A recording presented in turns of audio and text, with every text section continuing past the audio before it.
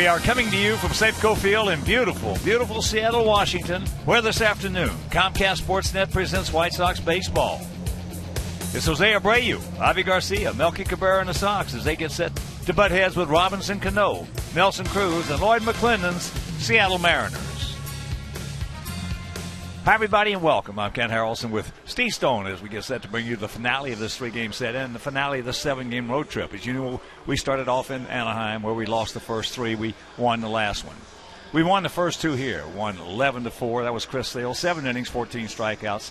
And then last night we won 6-3. We scored 2 in the ninth to tie it, 3 in the 10th to win it. And there are different factors on why we have won 3 in a row like this and have a chance to come home over 500 on this trip. And one of them is starting pitching. Let's take a look at that starting pitching, which has been pretty good, not only on this trip, but the last game against the Cubs. Start out with Chris Sale, and starting pitching over the last 7 games, 2.39 ERA, 6 quality starts.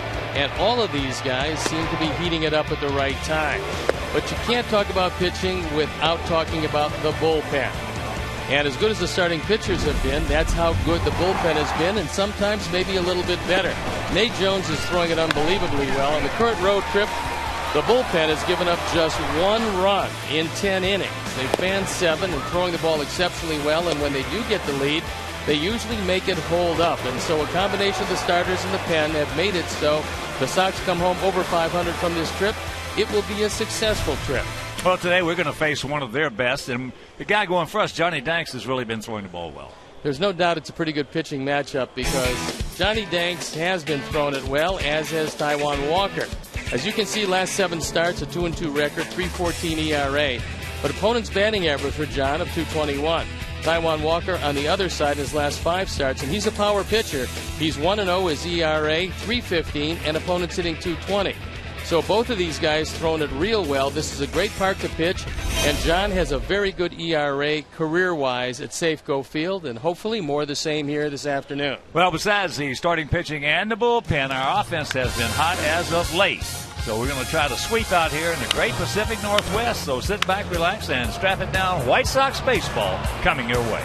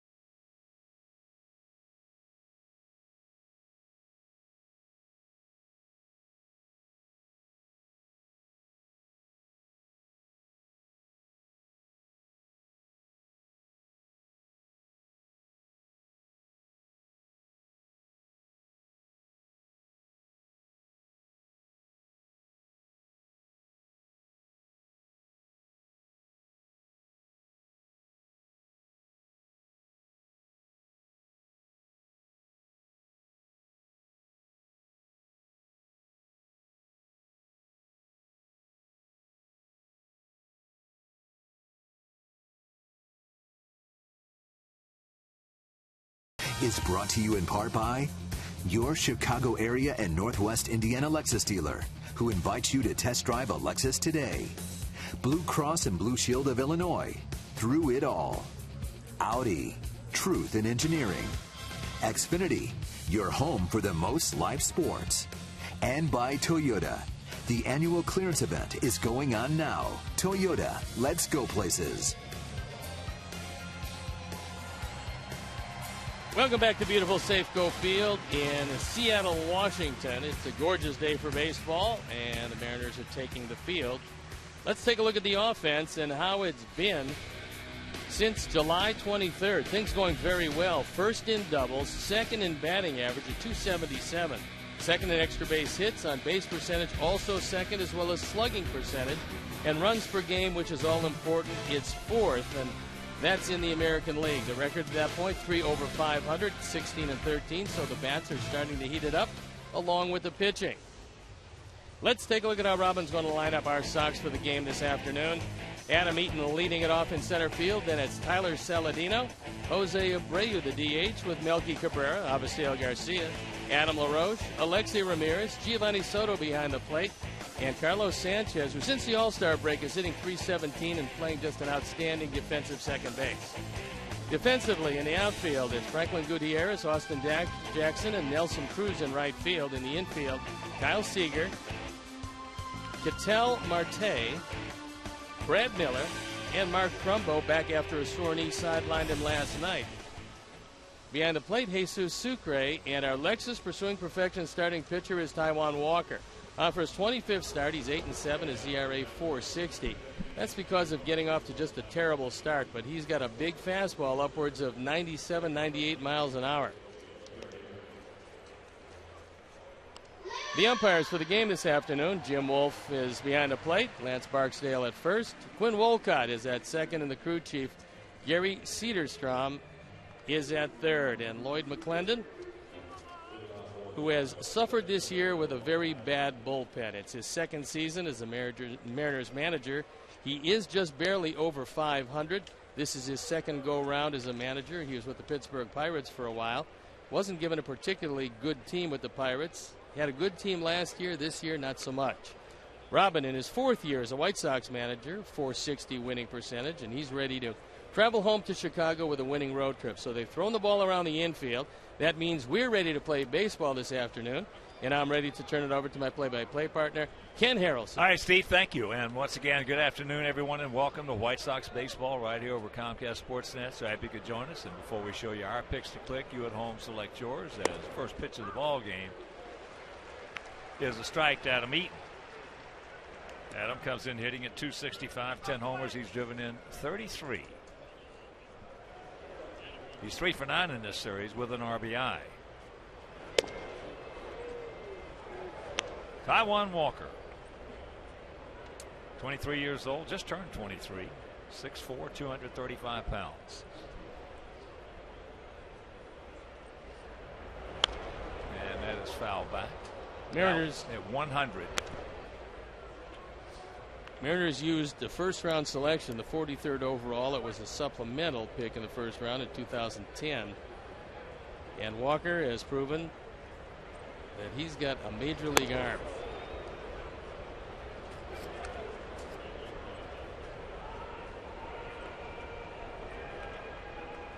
Well, if he goes in the first round, he better have a major league arm.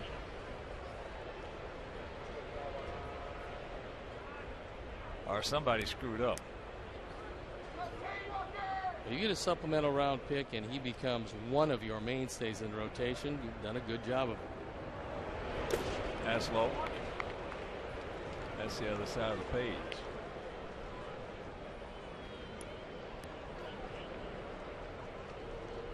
He does have a very good curveball, and his straight change is still a work in progress. But make no mistake, he's a power pitcher.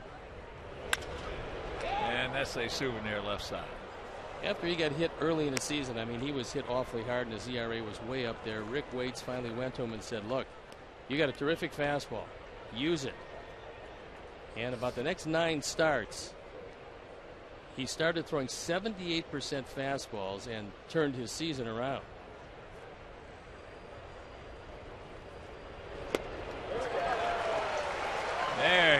pull the string on him. Change up, and it's out number 1. And you might see some haze in the back, and actually that is, we were told that's not haze. That is smoke from the wildfires here in Washington. As here is Tyler Saladino, hitting at .248, 3 homers. He's driven in 11. There's a fastball. Or a change at 90.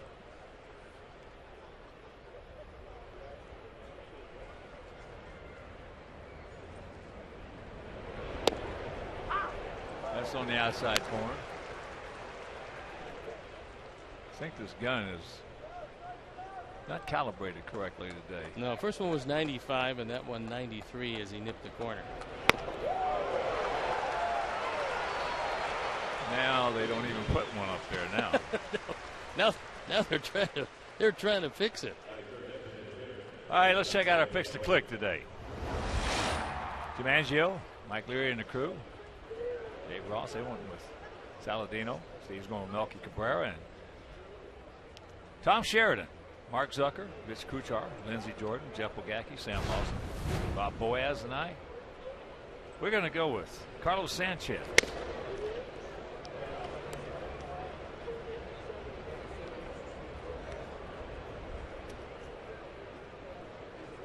You can turn those guns up or down any way you want to. Well, the hitters are certainly going to tell you about the velocity, because if you're having a hard time and you're not able to get around on much, you know that he's throwing pretty hard, and normally he does throw hard. There's a little looper, and that's going to fall for a base hit. So there's the Kansas City special right there.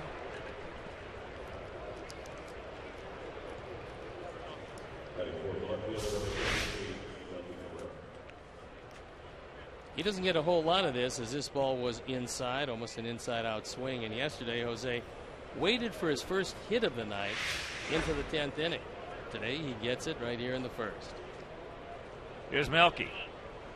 Melky at .273, 8 homers, 59 driven in. Sox hitting at .250 as a club with a 3.94 ERA.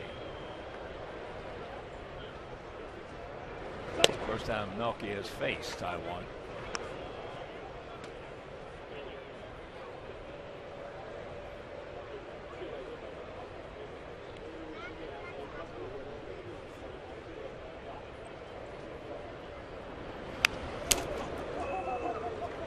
Taiwan was born in Shreveport, Louisiana.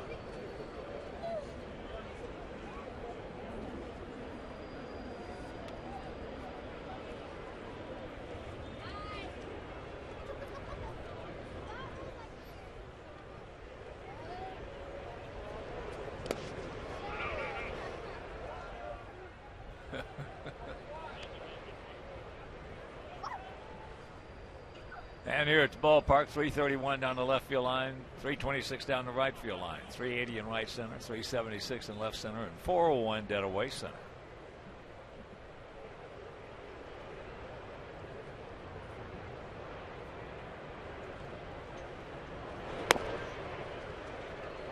And the count 3-1.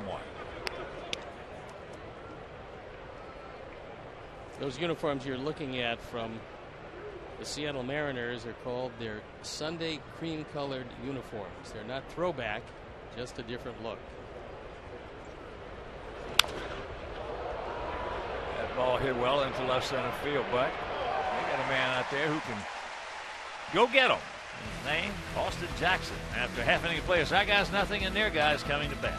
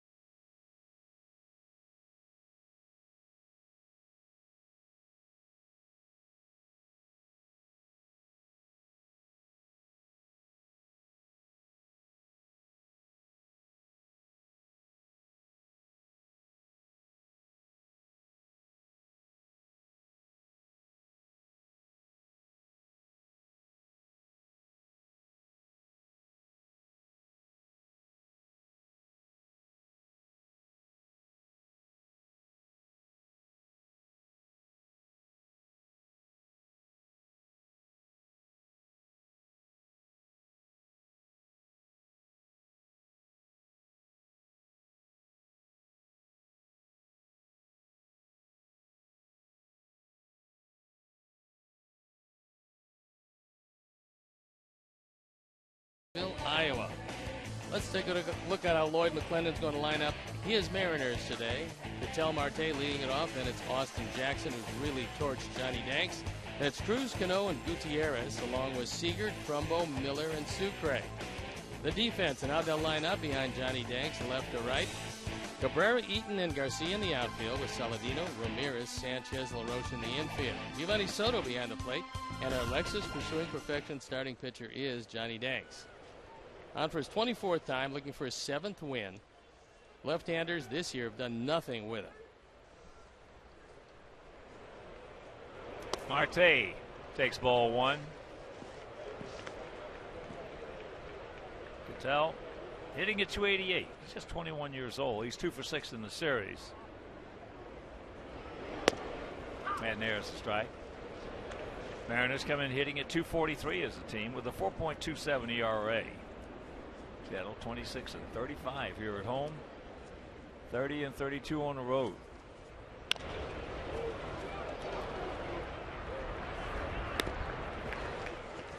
One out.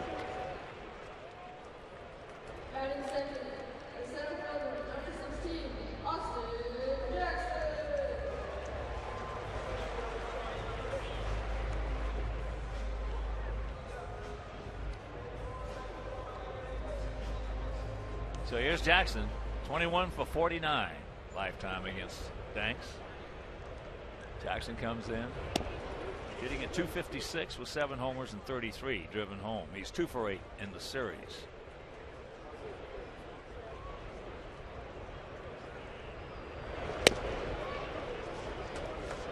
This year, John has used that changeup almost 30% of the time.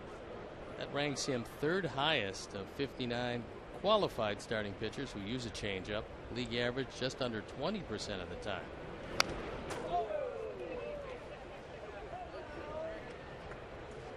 What we've seen in this current run where John's been throwing the ball consistently well is there's a lot more life on his fastball. And he's regained the confidence and able to spot it in and out. He did not go. 2-2.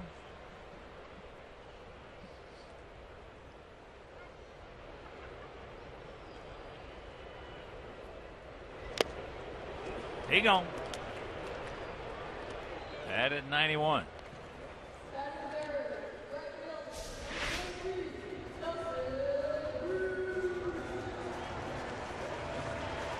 That ball had the outer third. It was down, and Jackson, who does strike out a great deal, added another one to his total, which exceeds 100. So here's Cruz. Nelson, 3 for 8 in the series with a home run. Right over the center field fence.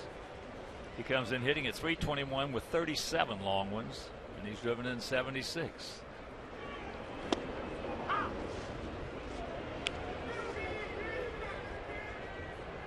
As we said yesterday, that makes a difference. You could have all kinds of Canos and Cruzes on your ball club. You could have all kinds of decent starting pitching. If that bullpen doesn't get it done, you're going to lose.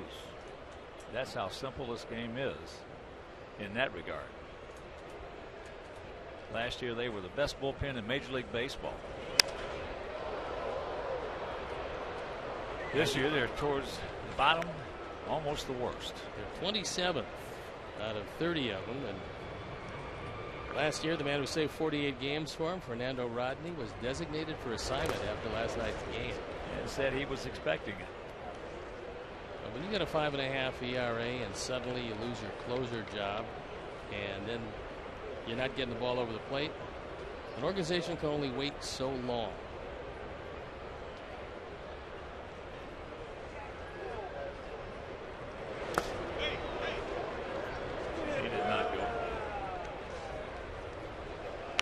We're talking about some of the roster moves, subtractions. Fernando Rodney and Danny Farquhar, who came on in the 10th, didn't retire any of the first 4 and got the loss.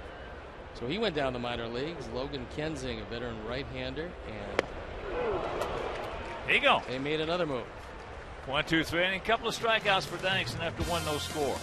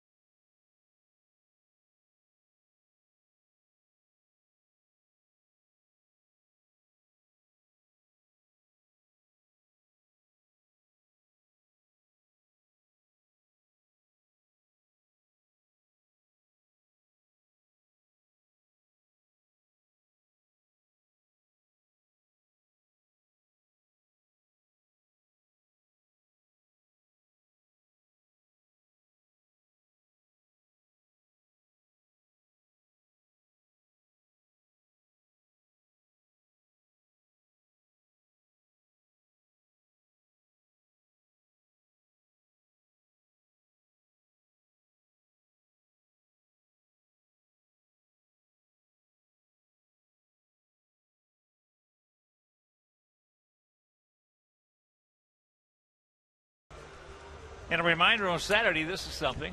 September 5th, the USA Rugby Eagles will kick off against the Australian Qantas Wallabies. Witness the action live Labor Day weekend at Soldier Field. Tickets on sale now at Ticketmaster.com. That is a tough sport. When I was playing with Boston on Sunday mornings, before I go to the ballpark, I go over to Boston College and watch them. They had some pickup rugby games over there. You talking about some head knocking? No pads. You could hear heads banging together as Ivy goes through that nothing in one count. Ivy at 266, 11 homers, 46 driven in.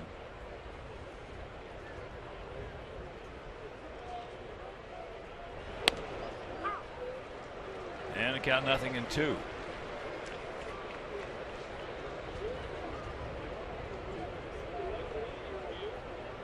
Outfield slightly to the right. Ivy 3 for 8 with an RBI. That one at 93.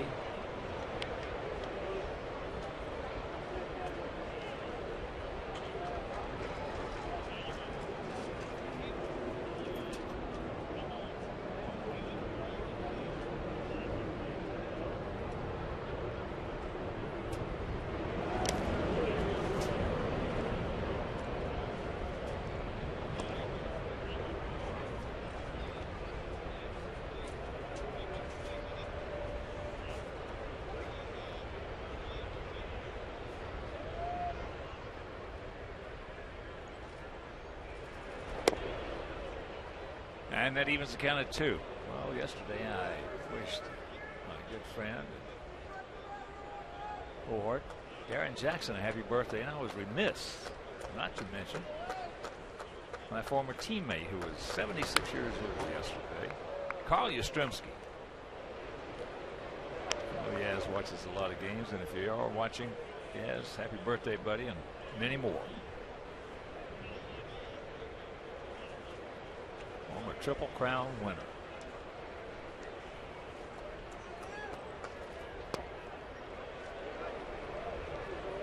Full count.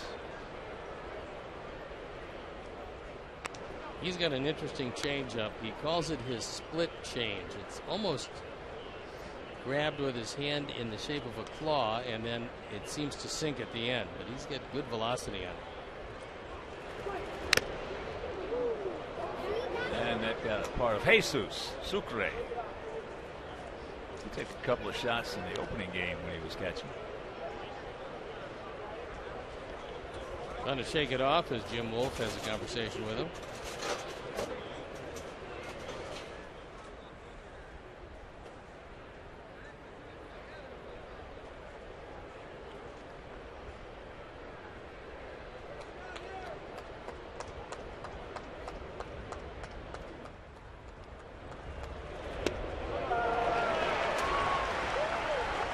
Third strikeout for Walker.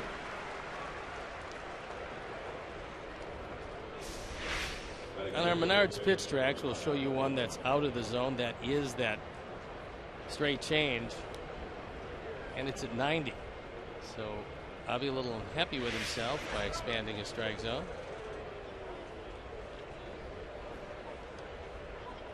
Here's Adam LaRoche at 210, 11 homers, 40 knocked in.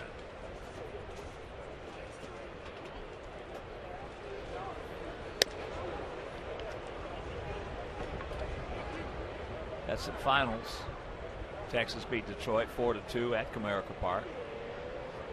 Hamels over Boyd. Back. Phillies beat Marlins 2-0. That was down in Florida. D-backs shut out Cincinnati in Cincinnati. 4-0. Cleveland leading the Yankees 4-3. Bottom of the 8th in the Bronx. Boston leading Kansas City 6-4. Bottom of the 8th. That ball hit into right field. So he's going to make the turn. He's on his way, and here's the throw, not in time. So Adam will pick up his 19th two-bagger.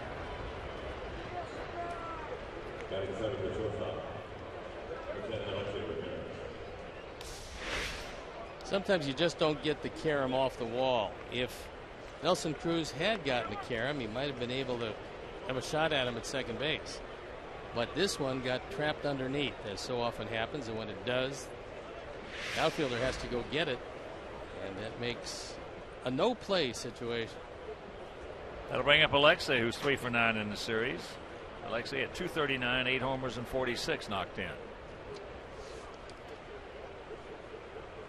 We'll conclude this game. Board our charter. Come on home. And there is a base hit. So here comes Adam. He's going to score. Sox take a quick 1-0 lead. RBI number 47.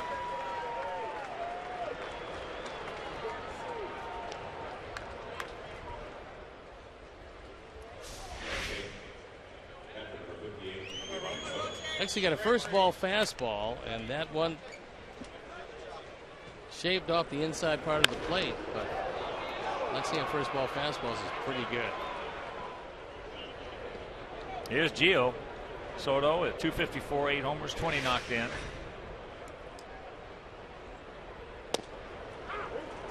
And there's first pitch strike at 92. We'll make your plans to be with us starting tomorrow. We'll have a 7-game homestand. We'll have the Red Sox tomorrow, Tuesday, and Wednesday, and then these Mariners Thursday, Friday, Saturday, and Sunday.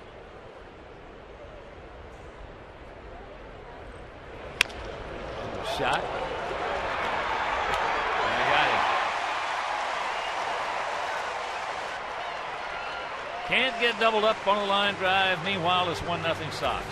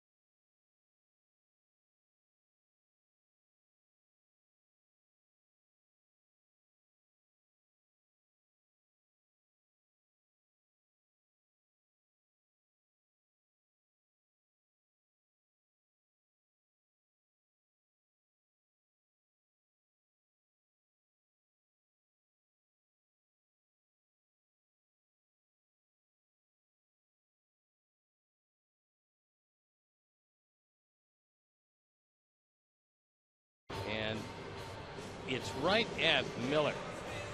So with the play in front of you, it's almost inconceivable that you would get doubled off, but doubled off he was. And the throw, as you can see, beats him by a significant amount. So for the M's, it'll be Cano, Gutierrez, and Seager. And that Toronto team last night beat Anaheim 15-3. Josh Donaldson went 4 for 5 with 6 RBIs. He's got 100 RBIs. He's got 34 homers. He's got 33 doubles. You're looking at an MVP front runner.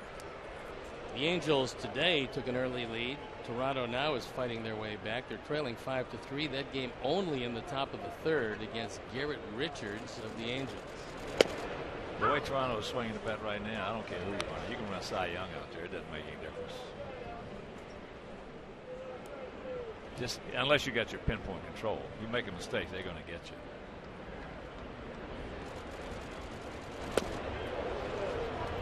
Cano hitting at 273, 13 homers, 54 driven in. He's 6 for 15 lifetime off Johnny with a home run.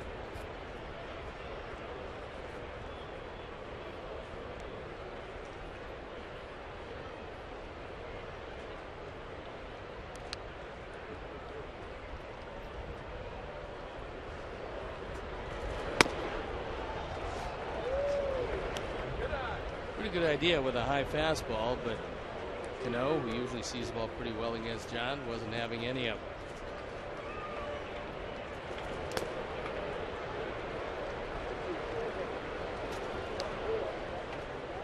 Two and two the count.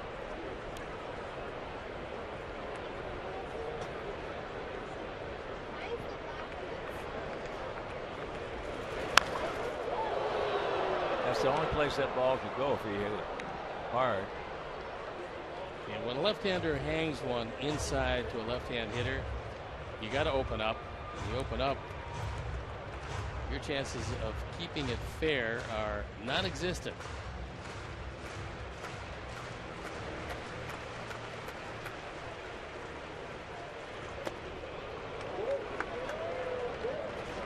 Count now is full. The man who had the big night last night, the man you're looking at right now, Franklin Gutierrez, on the on-deck circle. Oh yeah, nice pick. Sanchez is now understanding that Mira likes what it sees as far as playing in the major leagues. What I like about this one is it was a tough hop, but he kept the ball, making sure that he was measuring it, but he kept his glove down and he came up with that tough hop, and he made it look really easy. That was not an easy play. Here's Gutierrez, 3 for 8 in the series. All 3 of those hits coming last night. A 2-run double. Yeah, we talked about Sanchez going to get better and better. He's already a good player. He's just going to get better and better. It's nice to see some of our homegrown guys coming up and contributing. You got Sanchez, you got Saladino, you got Trace Thompson.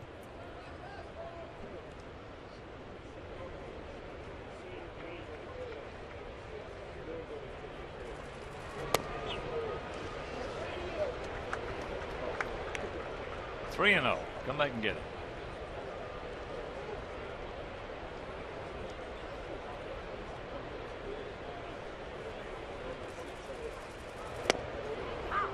There's one.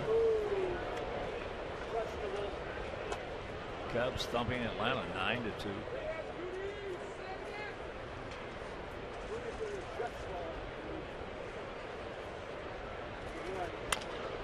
That's out of play.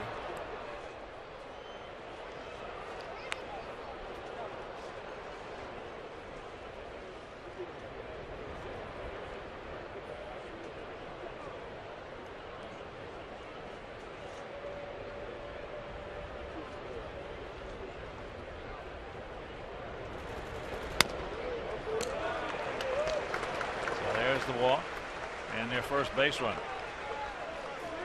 The ballpark pass is back. For $79, you secure a seat at U.S. Cellular Field for 22 White Sox games in August, September, and October. For more information or to purchase, visit whitesox.com/ballparkpass. Kyle Seager, he's 0 for 9. That's one reason they're able to win. Be 2 up in this series.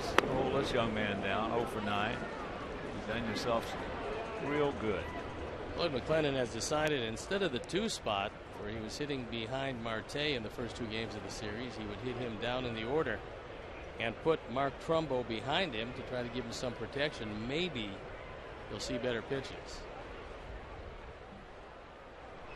Well, he wasn't going to see any better pitches with Trumbo than he was with Cruz. He saw some good pitches. He just didn't have much of a shot at it. Hit one ball fairly hard to shortstop. That was in last night's game. Other than that, didn't have the ball out of the infield in the Friday night game. Caught and rack him up. We're into the third. We lead at 1-0.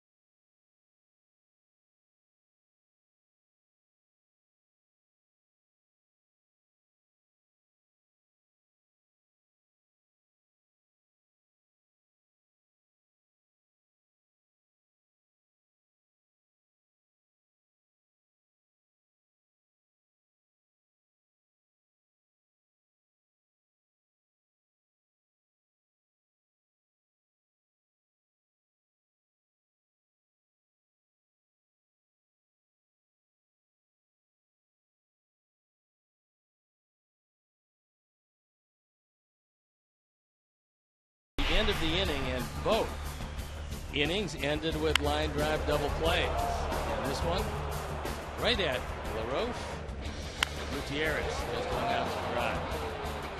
Well, there's nothing the runner can do on that one. Now that one he's trapped. That one with the line drive hit behind him. If he goes back, he's going to get hit by the line drive. That's not a good plan. I saw Norm Cash try to negate that one time. Calling timeout? He jumped in the air and called timeout. Jumped straight up in the air and called timeout while he was up in the air. Did they acknowledge it? No. Norm Cash was the first baseman for you youngsters out there with the Detroit Tigers, who led the league in hitting one year. He was really a good player, but he was absolute joy to play against. He was a fun guy. God rest his soul.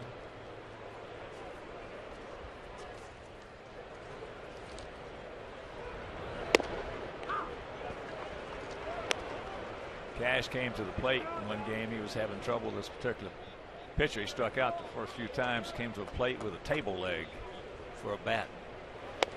Of course, the umpire wouldn't let him use it.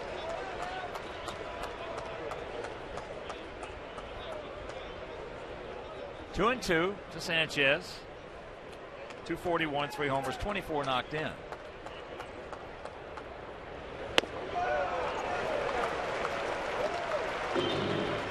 That's 4th strikeout for Taiwan. He fell behind 2-0, and then here comes the Express. There's a little life on the end of this one, even though it's down the middle, a little above the waist.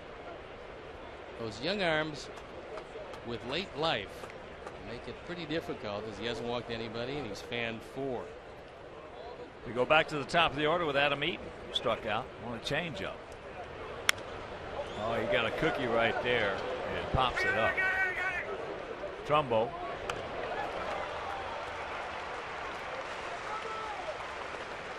So 2 down.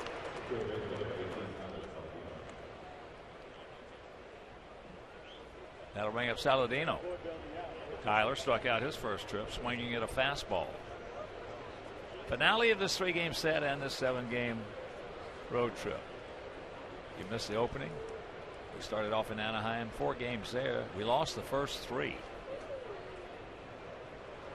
Came back and won the finale. As that is out by the right side. And now have a chance to come home over 500 after losing the first 3.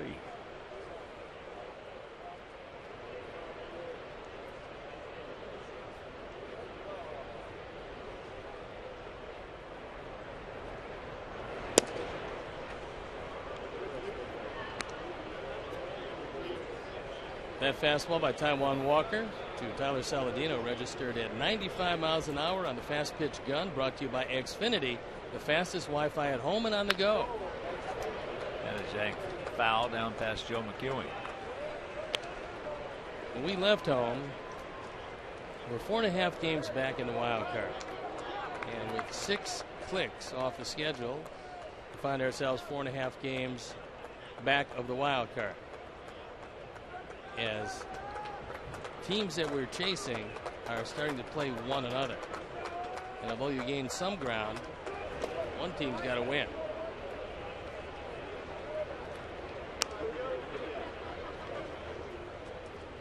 Toronto has tied up the Angels at 5. That's surprising they let them hold the lead through the top of the 3rd inning.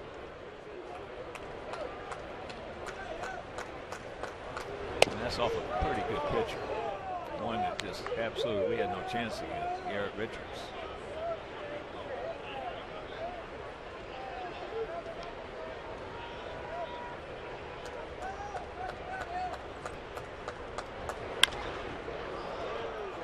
Put a good pass on it underneath it. This is going to be an easy 1-2-3 inning for Walker. We'll go to the bottom of the 3rd. It is 1-0 good guys.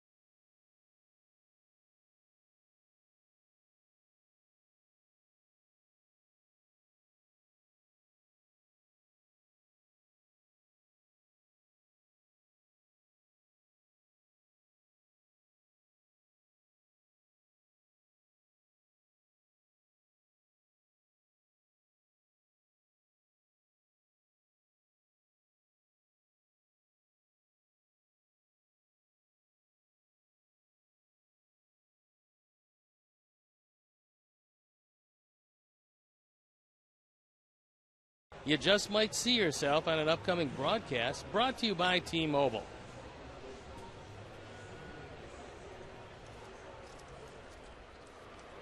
Trumbo, Miller, Sucre, lower third of their order here in the bottom of the third.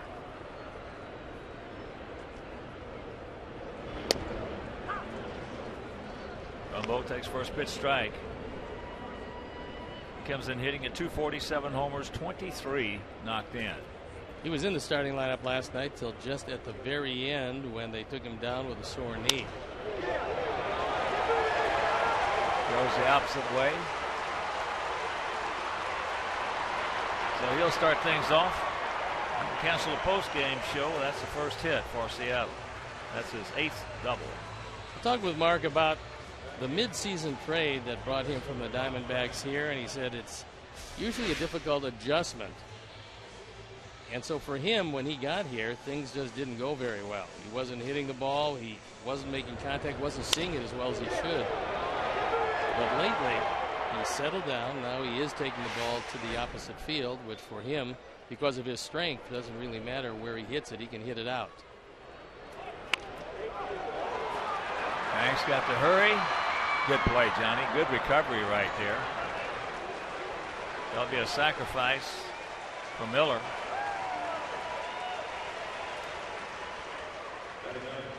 Pretty good execution. If he bunted it a little bit harder, it would have been a base hit because Johnny falls off the mound like most left-handers to the third base side. But he had a chance to right himself. He's a terrific athlete, and he came over, he made the play and made it look easy, and that was not an easy play. Burley would have been proud of him.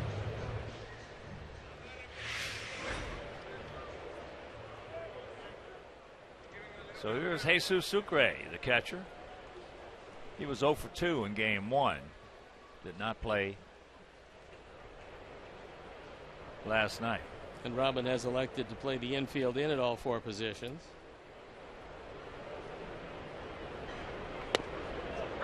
First pitch strike. Right at the bottom of the zone.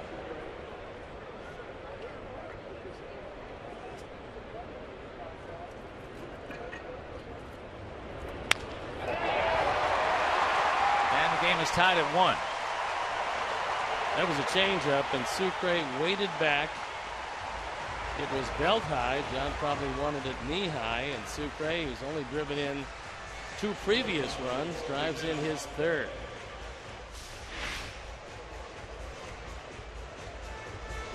That was just a hanging changeup.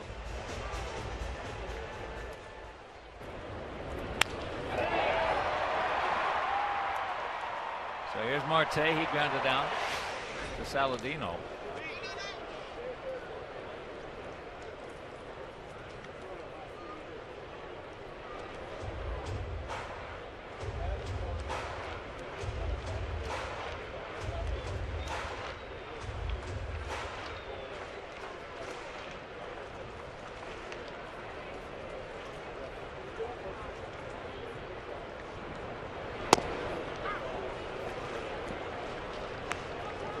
One out, 1 on.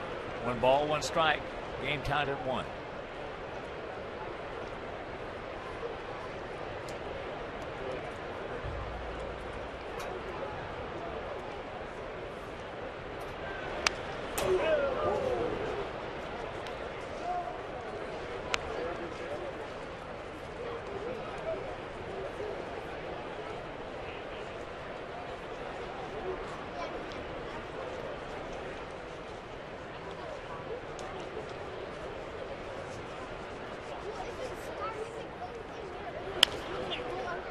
Out of play, and that 3-game series with Boston starting tomorrow night at home. Make your plans to be with us if you can. It'll be right here over Comcast Sportsnet. It'll be Jeff Samardzija against Joe Kelly, right-hander.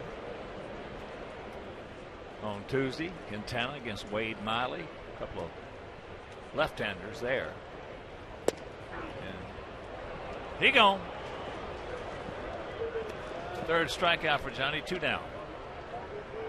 Marte looked back at Jim Wolf, but this ball had the whole plate. After staying away on the first few pitches, he throws one on the inside part of the plate.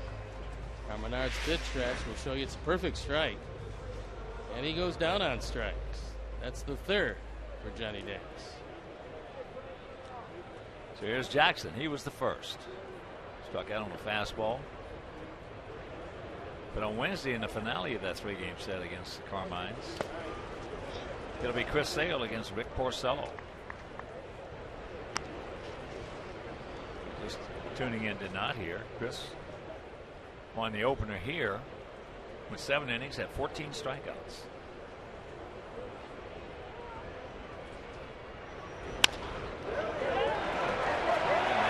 Back through the middle. So Austin Jackson now 22 for 51 against Danks.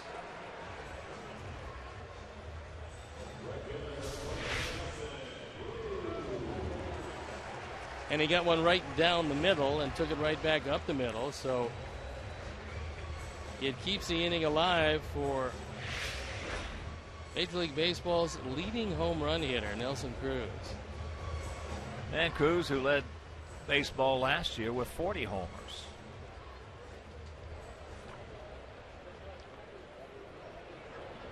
Pretty amazing that he's moved from a great hitter's park in Baltimore to a tough hitter's park here in Seattle, and no fall off in production. I would suggest he's way ahead of production. 40 homers last year, 37 here with months ago, 5 weeks. He's also reached base safely in 32 straight games, the longest active streak in the major leagues. And that's going to score a pair.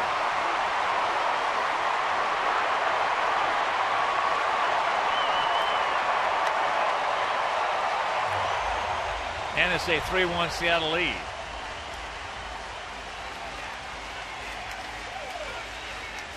Cruz has now driven in 78 of them, so 4 hits this inning. And the little base hit by Jackson kept the inning alive, and John makes a mistake. He gets a changeup up, out over the plate. Cruz doesn't miss it. White Sox fans know one thing about Johnny Benz. When he keeps the changeup down, he usually wins. When he gets it up, he loses. That's about the exact formula for Johnny. As here's Cano. Got it out to his counterpart, who made a pretty good play on him, Sanchez.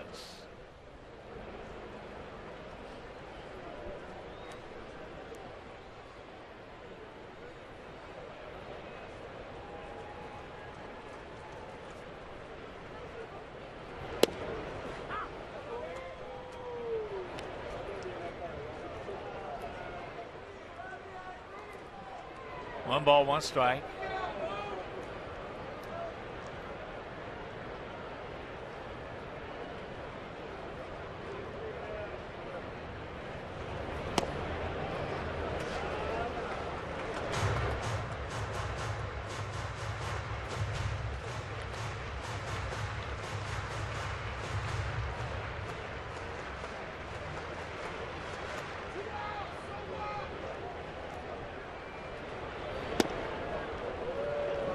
Jacks it up, and that pitch down low.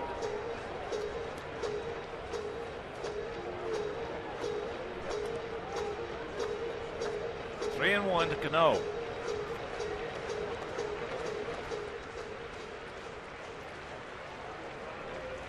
The double, number 22. Nelson Cruz.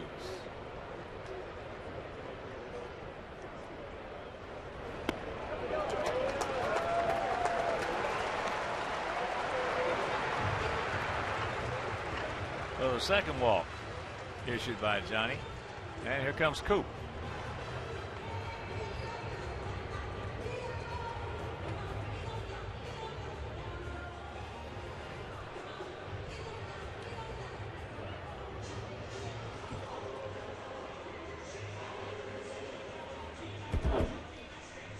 Dust off your blue suede shoes for Elvis Night on August 28th, presented by St. Xavier University. Come out to the ballpark for a tribute to the king of rock and roll. It features performances by an Elvis tribute artist and a post-game fireworks show. To purchase tickets, visit whitesox.com. Elvis Night, one of the most entertaining and well-attended nights of the year. So a fun night and a lot of good-looking Elvis impersonators. She, of course, won't be one of them. Gutierrez walked.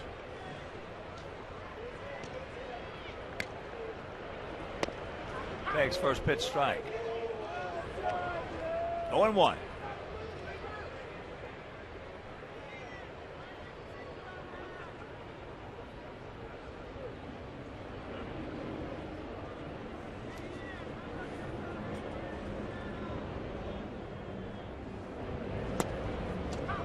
And the count 0-2. Right at the bottom of the zone. Gutierrez started his career with the Dodgers way back in 2001. Originally surfaced in the major leagues in 2005 with the Indians, where he played very well, before coming to Seattle in 2009, where he's been ever since.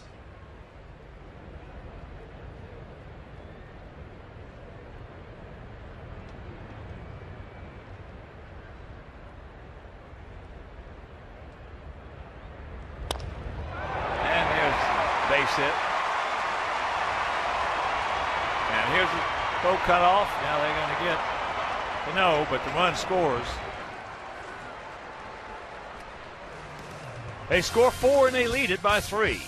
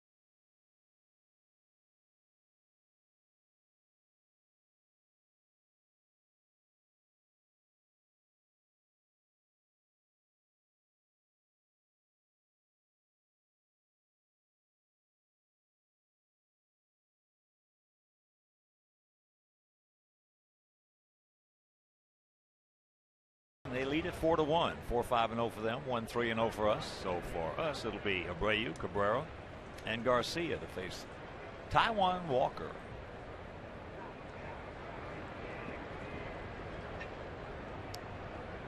Abreu just muscled a soft single in the center field. Takes first pitch strike.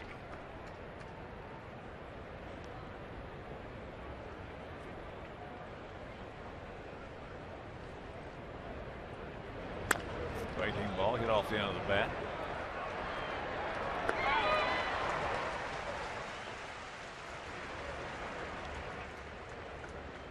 Rick Waits has got Taijuan Walker doing what a lot of other pitchers do, which is hardly ever take much of a back step.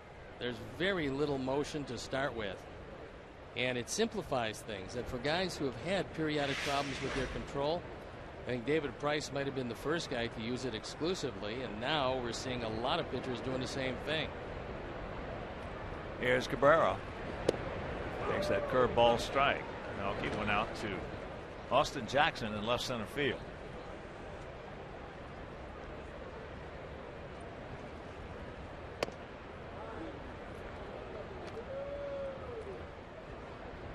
Gap out there in right center.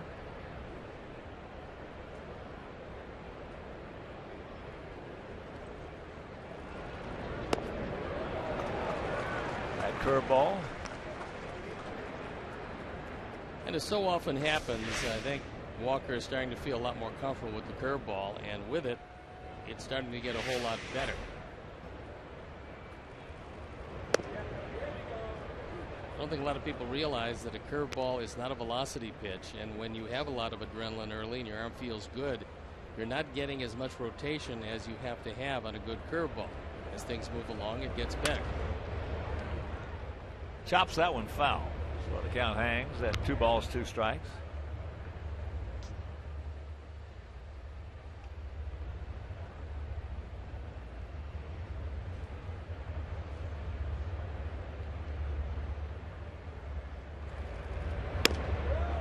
And it's full.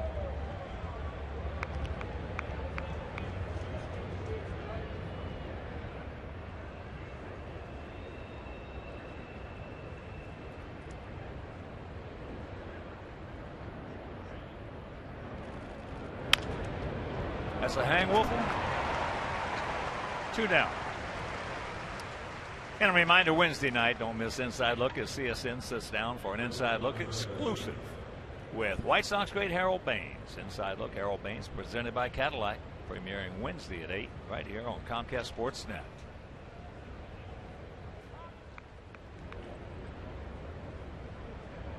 Here's Avi.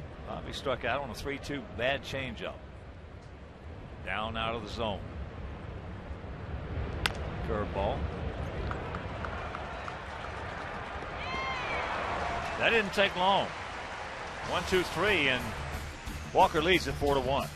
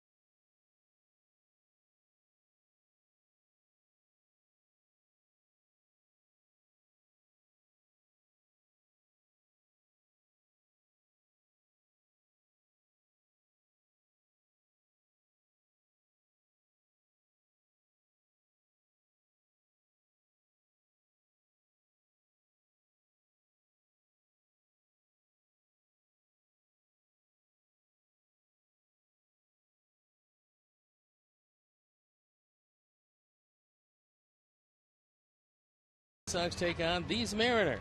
Also, first 20,000 fans will receive a Jermaine Dye World Series moment bobblehead presented by Pepsi.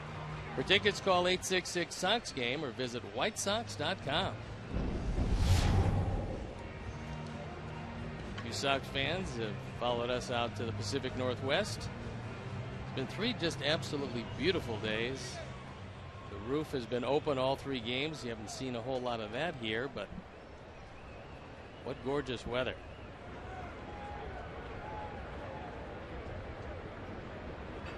Seager, Trumbo, and Miller to face Johnny Danks, who gave up 5 hits, 4 runs last inning.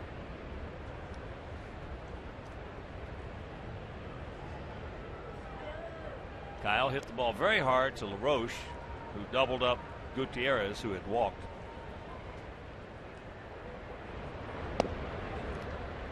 And the Blue Jays, well, they're leading the Angels now 8-5. you look at in my career in this game with the Yankees playing against Manley, Maris, and all those guys, and in my career I have never seen a more dangerous and productive 1, 2, 3, 4 hitters. Tulowitzki, Donaldson, Bautista, and Encarnacion. That's foul. Those 4 guys have 319 RBIs.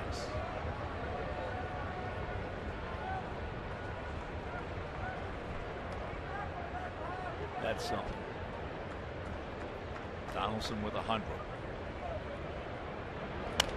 And that's out of play left side.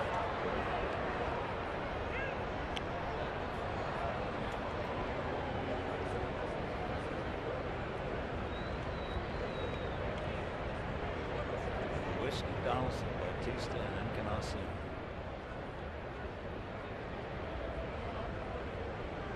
One and two. He gone.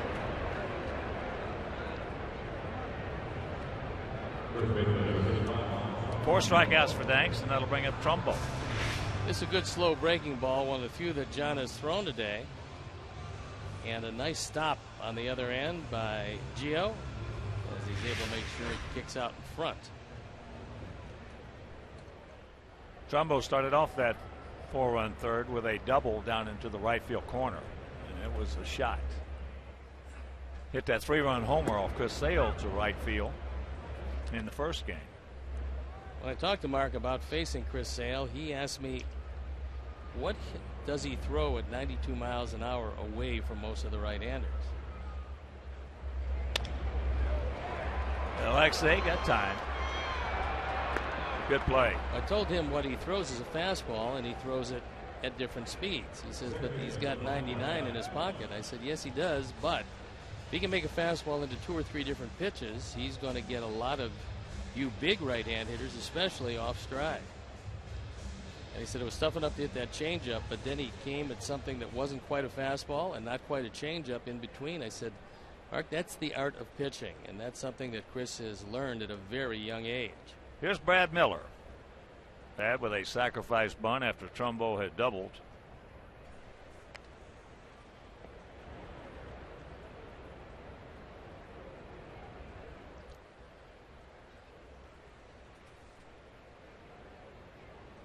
Miller out of Orlando.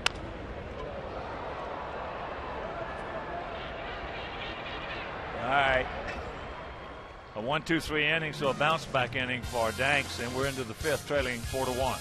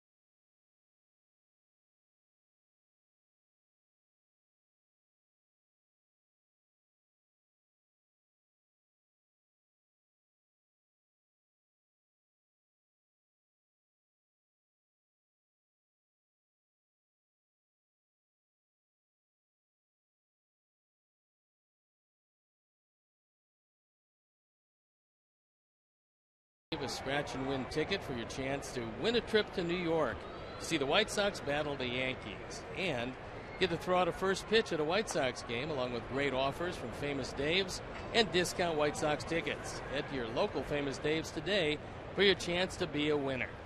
Adam LaRoche takes a curveball strike from Taijuan Walker.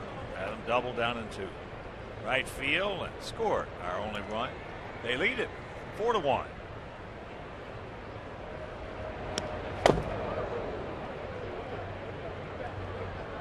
That one sailed up over Sucre's head.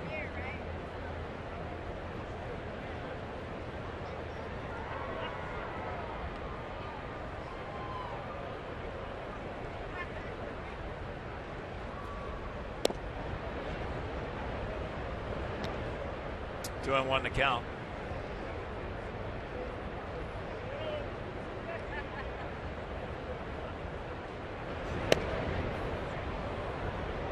And 3-1.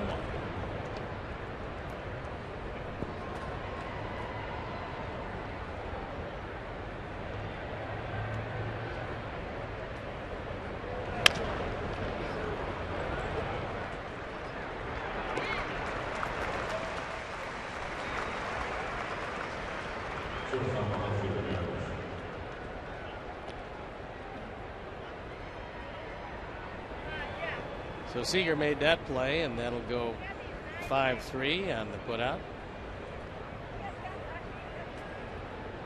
Here's Alexei. He knocked in LaRoche with a single, picking up his 47th RBI.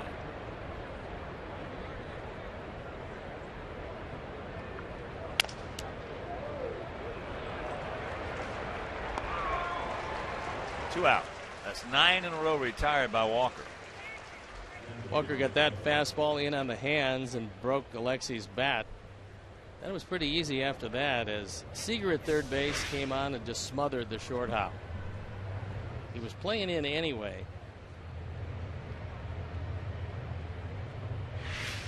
It became a pretty easy 5-3. Here's Gio. He had a line shot to Miller at second base, who doubled up Alexei.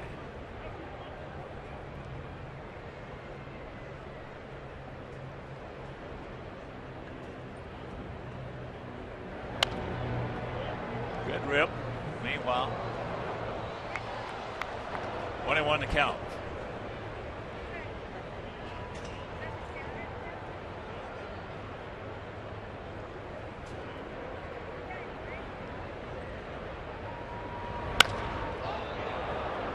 And that ball hit in center field. Another quick inning. That's 10 in a row retired by Taijuan.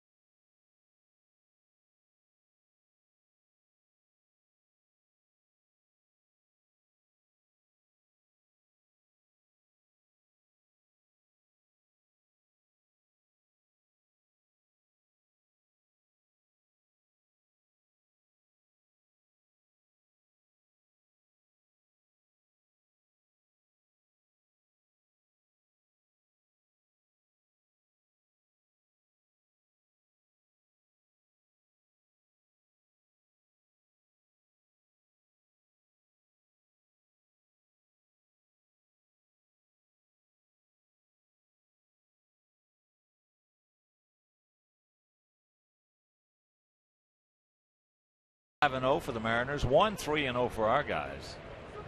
It'll be Sucre, then back to the top of the order with Marte and Jackson.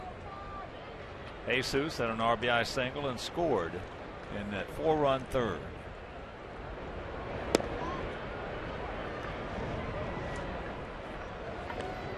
Takes ball one.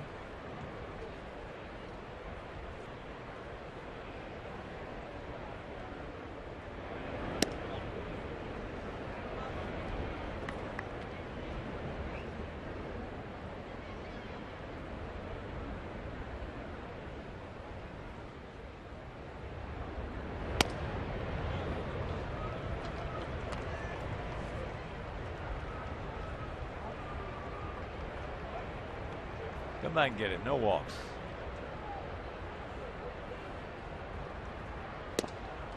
There's one.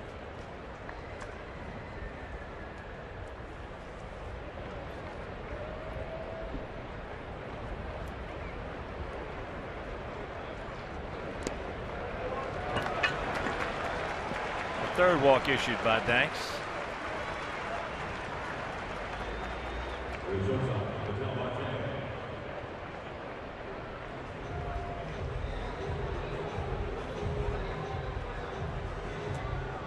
And here's Ketel Marte, the shortstop, who is grounded to third, and he has struck out.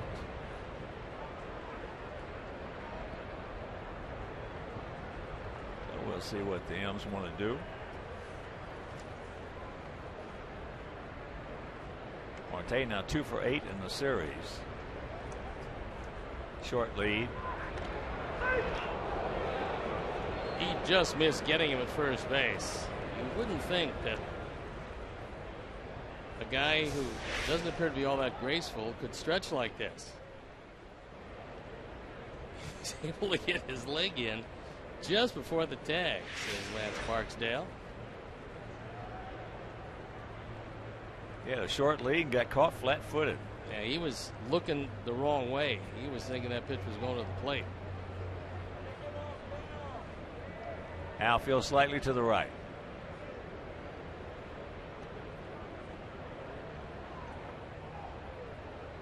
Now they're waiting on Robin to see if he's going to ask for a review. He said, no, go ahead.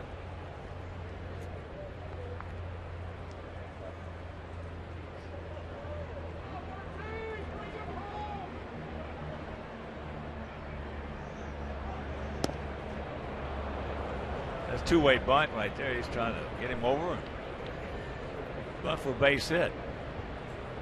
Meanwhile, 0-1.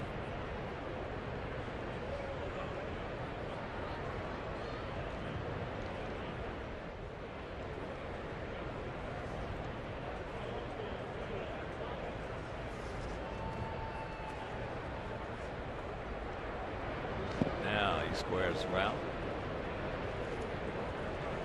But 1-1 to count. Johnny having a lot of trouble with that changeup. Certainly back in the third inning.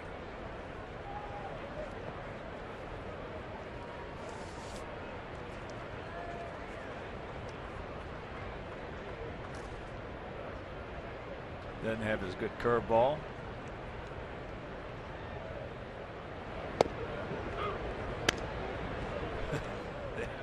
And the count 1-2. Marte does have one sacrifice this year, and we saw that in last night's game in the ninth inning. At the time, that was the winning run of the game as he sacrifices Zunino to second base, only to see Seager and Cruz strike out.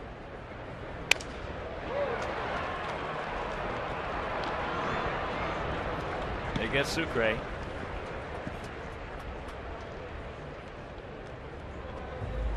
One out, and that'll bring up Austin Jackson. For the Mariners, this is probably a good substitution. You take a slow running catcher off base and you put a fairly quick infielder on base as Marte cracks the bat, and the force out is all that they can get.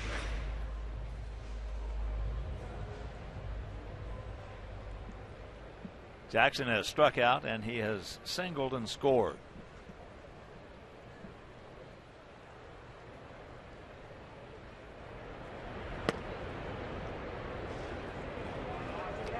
One of the things you don't want to do as a base runner is something that Marte did on the last pitch, and that is get a substantial lead. And he's got a big lead, but when the pitcher delivers a ball, you're leaning back toward first base. You're better off with a shorter lead and then leaning toward second base.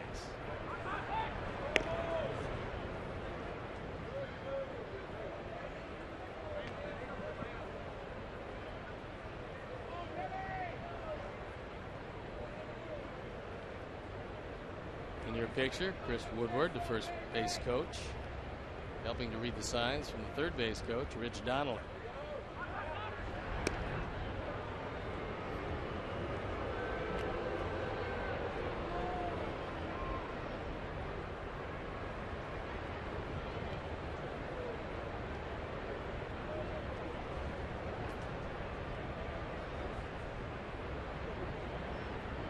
There's a static lead by Marte. There he goes.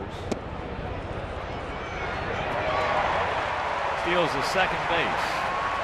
Now 2 for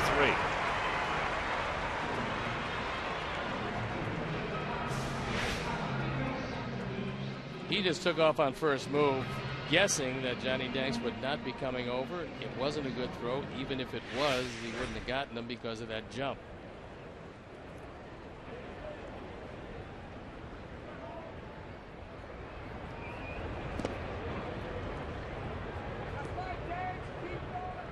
Johnny all over the place with his control if you're just tuning in.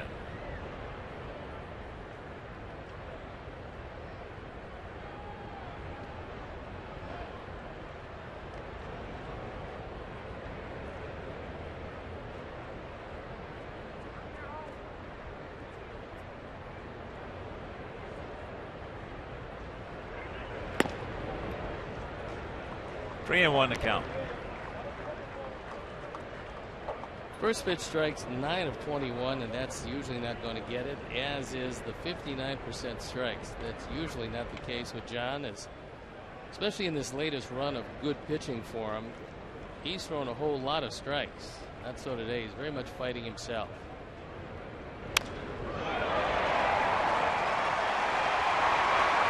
And it's 5-1. Austin Jackson continues his dominance over Danks. RBI number 34 as the stolen base turns into a run as Jackson gets a low fastball and takes it right back up the middle, dumps it in front of Adam Eaton. Well, in essence, it was a leadoff walk that caused the run. As here's Cruz. A strikeout and a 2-run double and a run scored.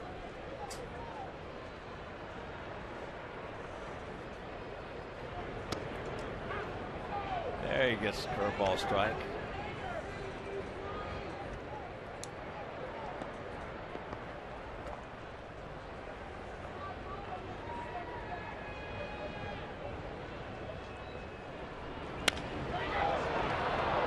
Line shot, 2 down.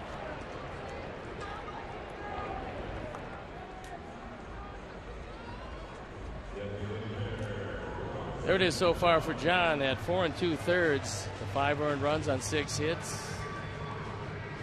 The 3 walks he's probably as concerned about as anything else. Just has not been his day to this point.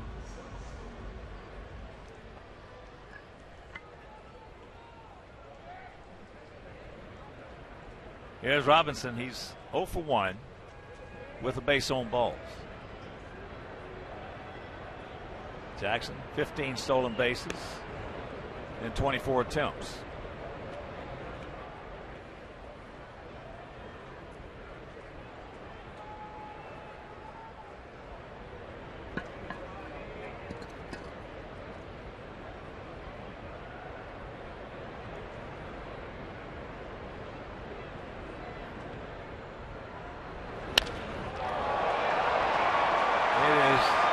Deep, and it is 7-1.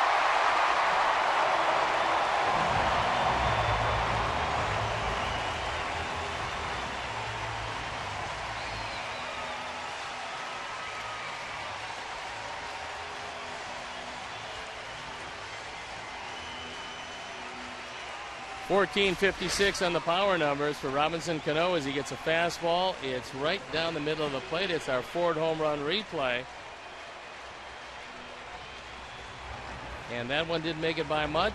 It certainly made it by enough. And Cano, who routinely hit in the high 20s, low 30s in home runs for the Yankees, is finding this park a little bit bigger, but he's still doing quite a job. Gutierrez, a walk, an RBI single, and 0-1 to count.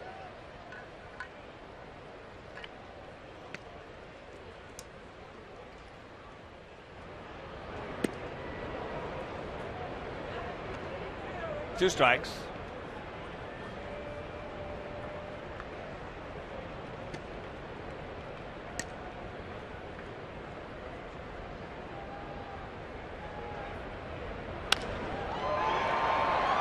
And that ball hit in the right field, back near the track. With three more across the plate, and it is 7-1 Mariners.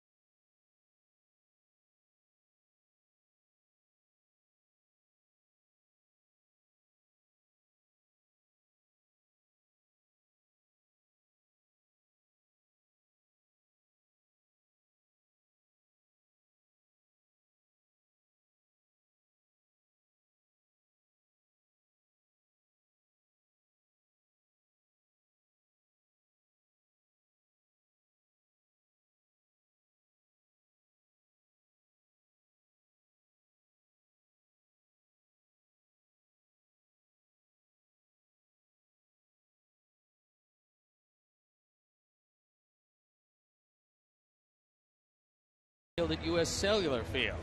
It's accessible from the 100, 300, and 500 levels. Young Sox fans can learn baseball fundamentals from Chicago White Sox Training Academy coaches. The space features batting and pitching cages, base running areas, and more skill instruction. It's all from Xfinity, your home for the most live sports. We got some work to do, but it can be done. We trail at 7-1 here at the top of the sixth. And that game we won last night will show you just how tough it's been for our guys this year.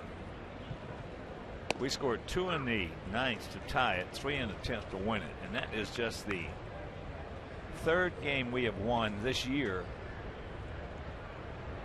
when being behind after 8 innings. Snabbed by Walker, 1 out. That's not very good. Just the third time we have been behind after 8 and come back to win.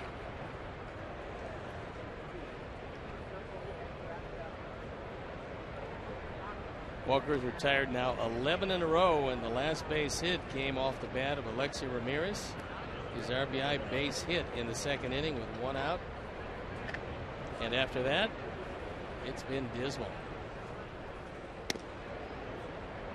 Adam Eaton has struck out and popped up to Trumbo.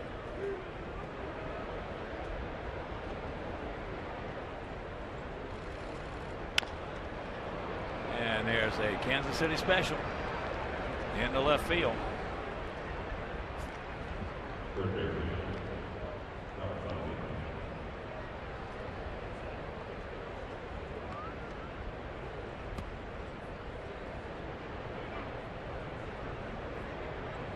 Here's Saladino, a strikeout.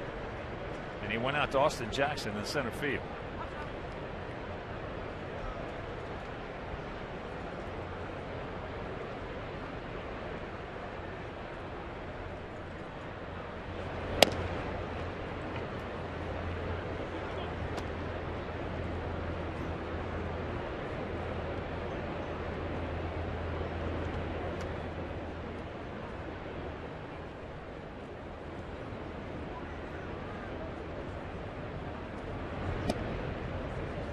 Curveball on the way. 2-0.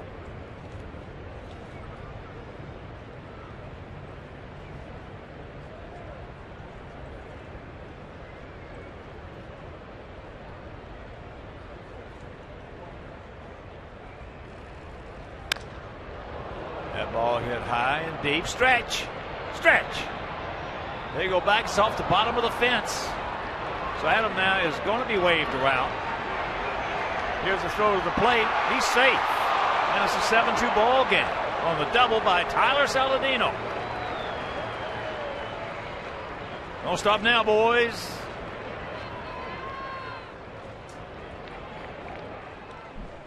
Tyler with his 12th RBI, his third double. This is a very close play at the plate as Tyler gets most of this, but this is a very big ballpark.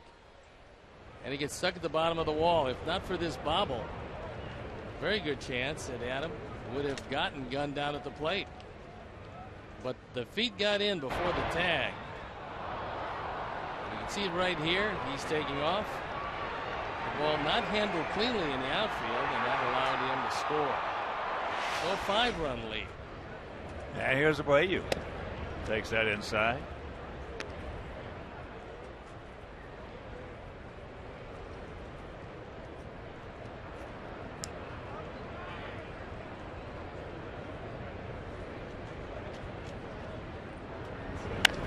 That curveball hit hard. Stretch. He looks up. You can put it on the board. Yes. That'll get things back a little closer.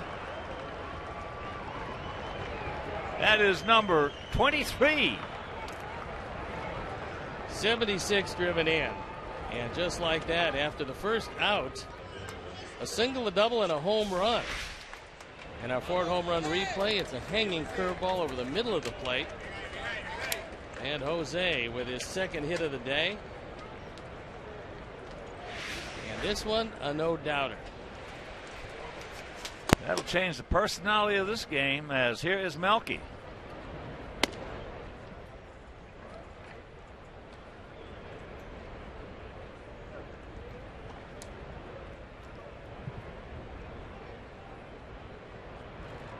And Rick waits up. Normally, when that happens, when the pitching coach comes out at this point, you'd have to figure their bullpen would get up and going. Sox bullpen was already going. So we'll see what kind of action, if any.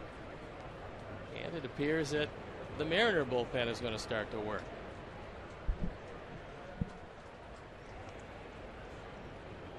Just one out here in the top of the sixth.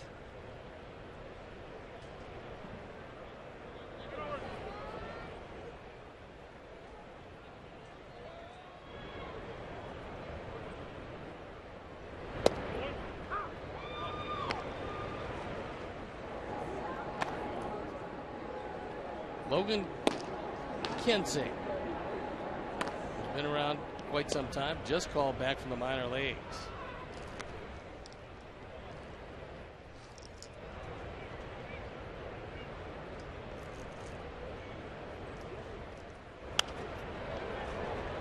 Melky fouls it back. Melky has gone out to center, and then he hit a line shot to Marte at short.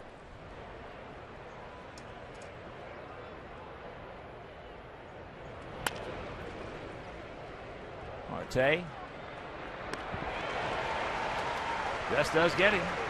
He got in position to make that throw, and it was a good one. He doesn't have an overwhelming arm, but it's good enough because he's very quick to the ball.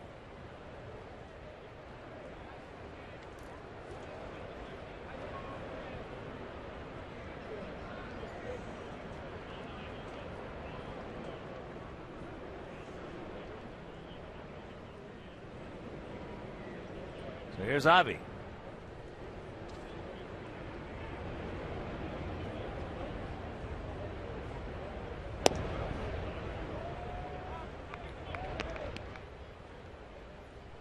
Last 6, Ivy's been swinging it pretty well, and he's using all 3 fields to do it.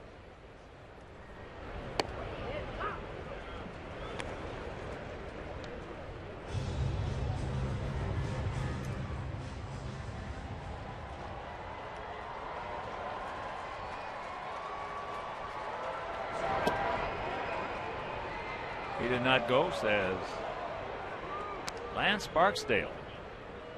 Of course, with that home run by Abreu, the Alex Nelius family, along with Christine O'Reilly, will hook up with White Sox Charities in loving memory of Ursula.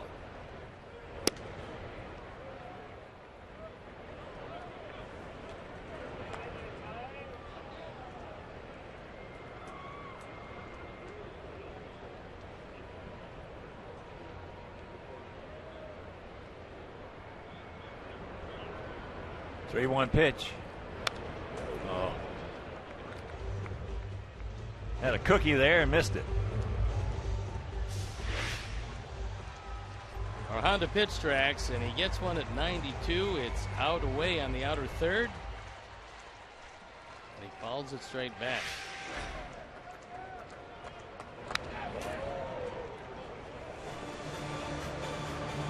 That one at 95.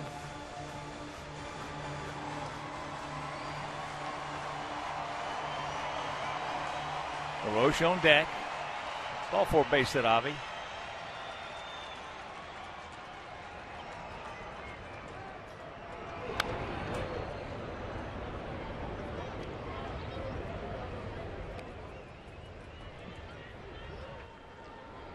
It's Matt Albers throwing in the Sox pen.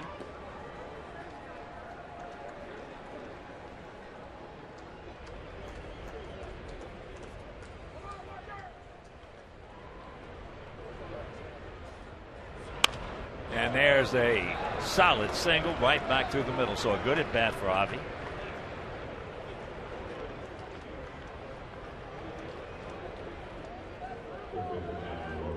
And here's Adam. He has doubled and scored and went out 5-3 with 5.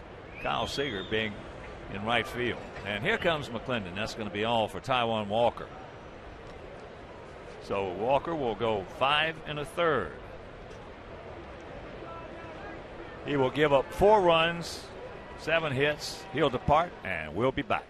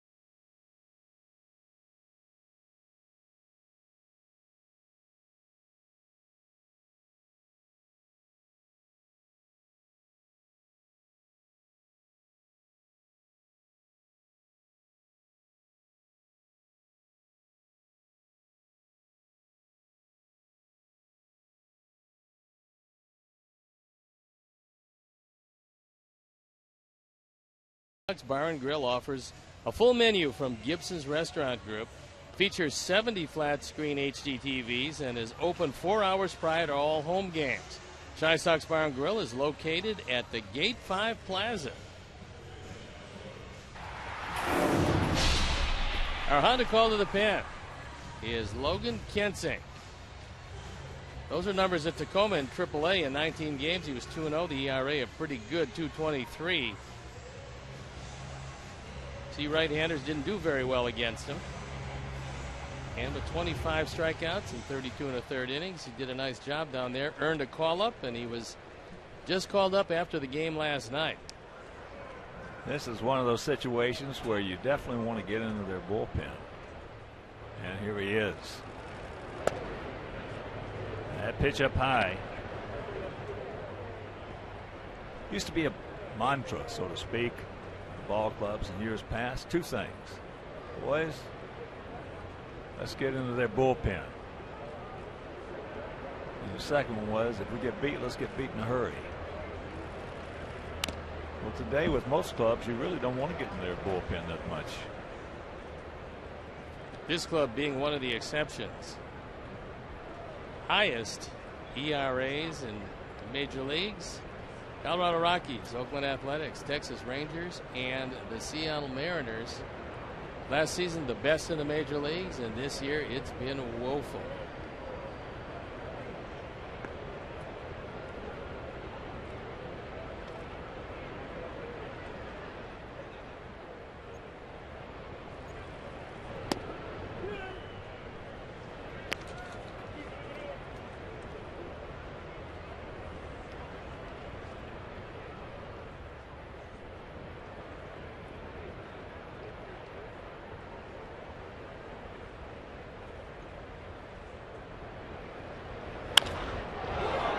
That ball high, deep. And it is 7-6. You can put it on the board. Yes.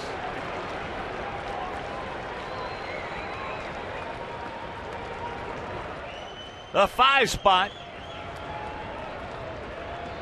here in the top of the 6th inning. 12 and 42 on the power numbers for Adam LaRoche, who has a double and a 2-run homer. Our Ford home run replay, and this one is low. It's right over the middle of the plate and gone.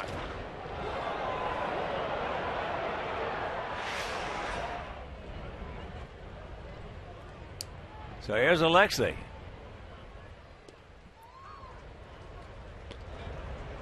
Two 2-run homers.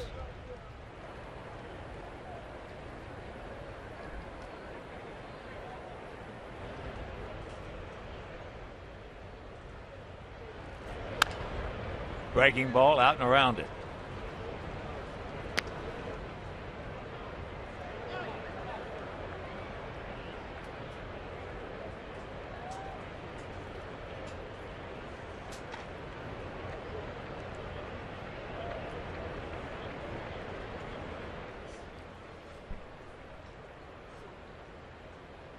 That one, it appeared, got part of the concession stand on her souvenir.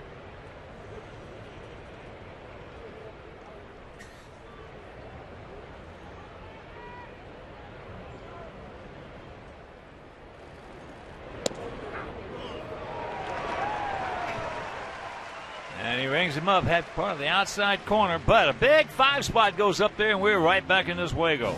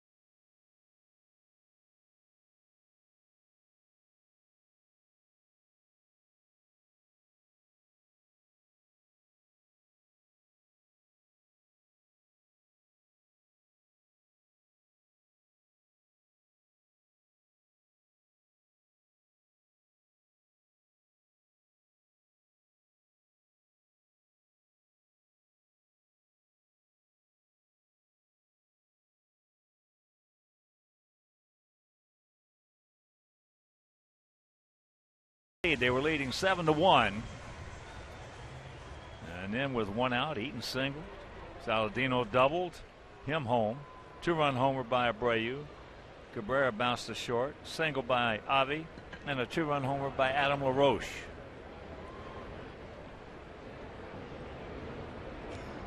6-8-0 for us. 7-7-0 for them. And here's Seager. Johnny's control has not been good today. He's been pitching very well, but this afternoon he's all over the place. Only walking 3, but some mistakes that he's made. Pretty important right here. Your team came back with a 5 spot. You've got to find some way to hold down these Mariners, and I guess it depends on how patient Robin is going to be. But Seager, not very. With his first hit. The Robin's out. And I think probably that's going to be it for Danks. As he takes the ball, Johnny will depart. He just didn't have as good control today, so he'll depart, and we'll be back.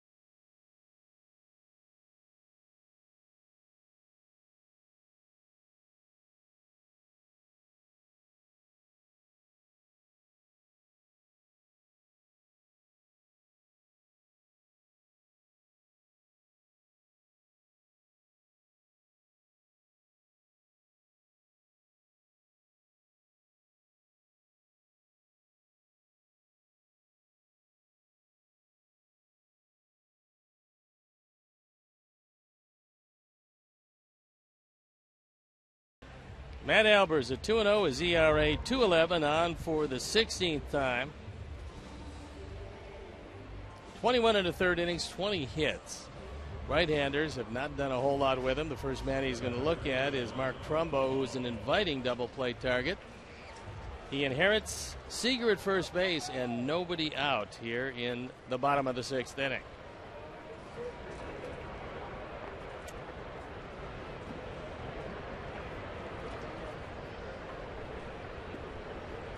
Outfield straight up.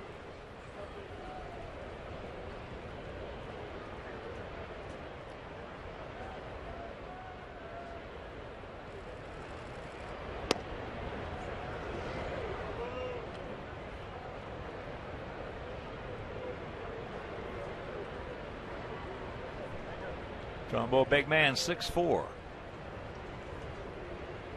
and very strong.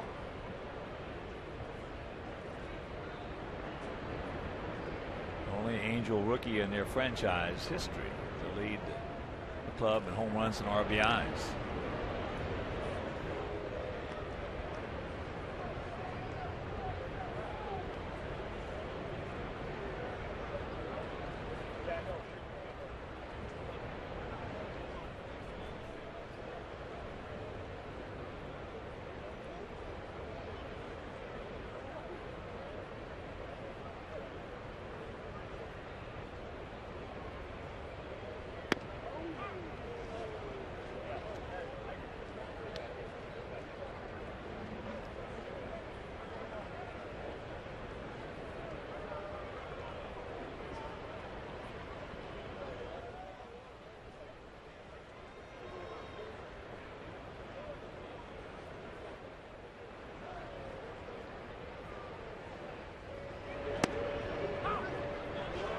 1-2 the count.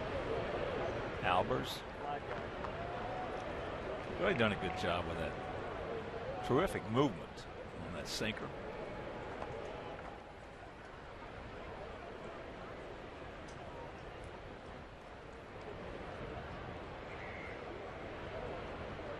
Sager, decent lead.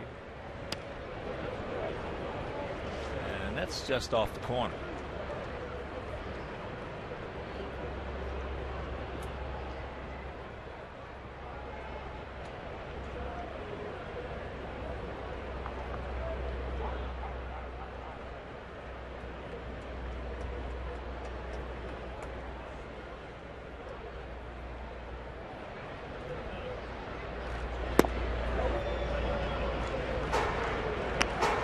Full count.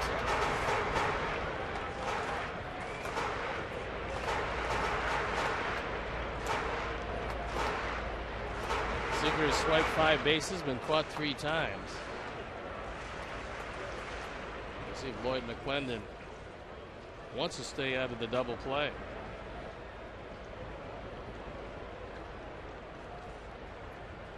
There he goes. And that close pitch is off the plate a little bit, but he fouls it back.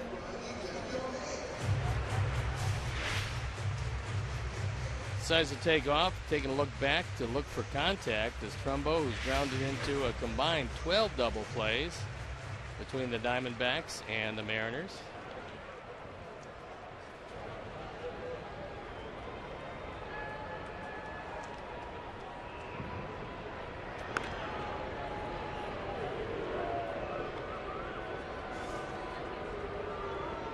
Gio might have a shot on the strike him out, throw him out. Trumbo sitting on 99 strikeouts combined between the 2 leagues.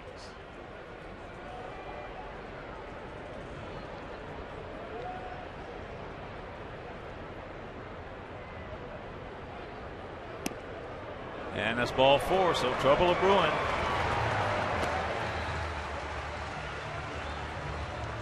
Leadoff single, a walk. And here comes Brad Miller, a sacrifice bunt, and he's going out to center. Been a good bunter this year. He's got 4 sacrifices.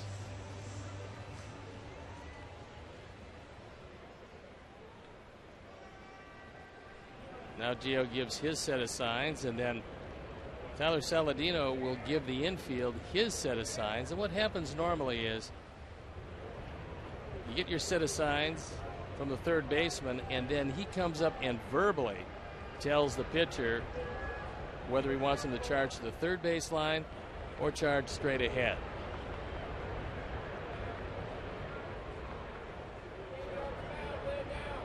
Squares the bunt. And made a little bit of a move.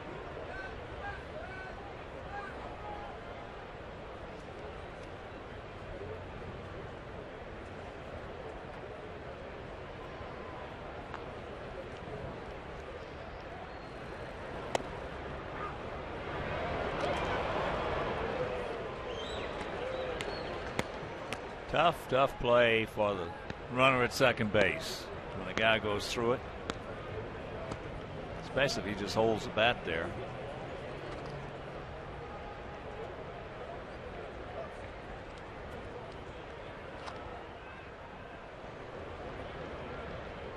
And another meeting of the minds at the mound.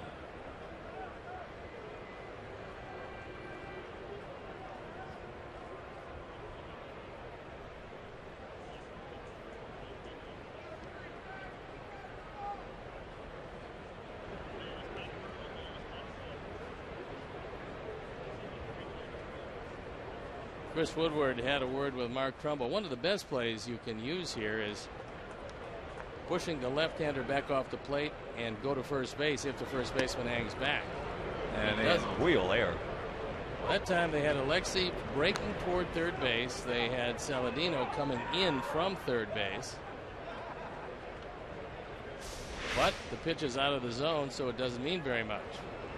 There you see everybody in motion. And the fastball way high and out of the zone. 1-1 to count.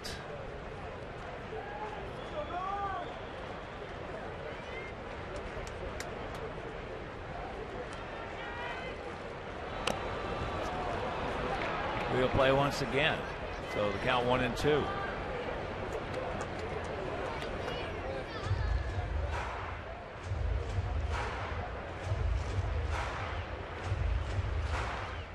Seven, 8-0 for them, 6, 8-0 for us here in the bottom of the 6th inning if you're just tuning in.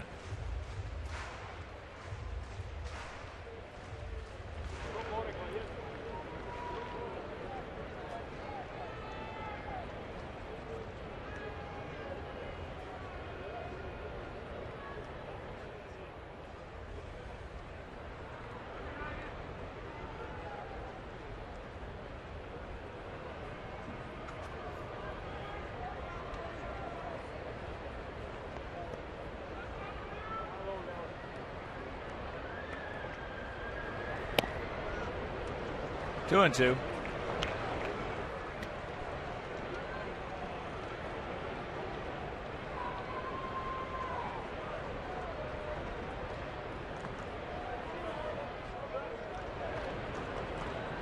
Evans throws a lot of sinkers, and that means ground balls.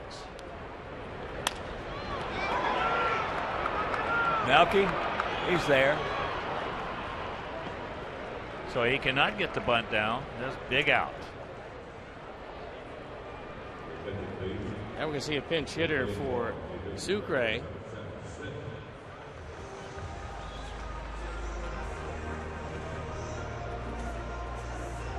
Seth Smith.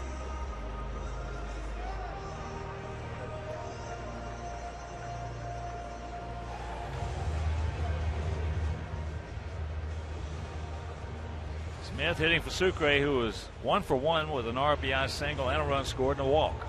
Smith has been a good pinch hitter this year. Overall hitting .252 with 10 home runs, 31 driven in.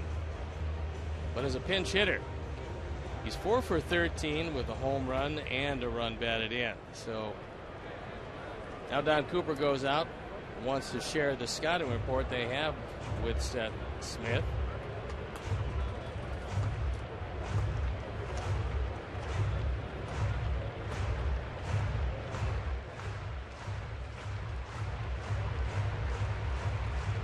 Smith acquired from the Padres, and he's always had a pretty good command of the strike zone.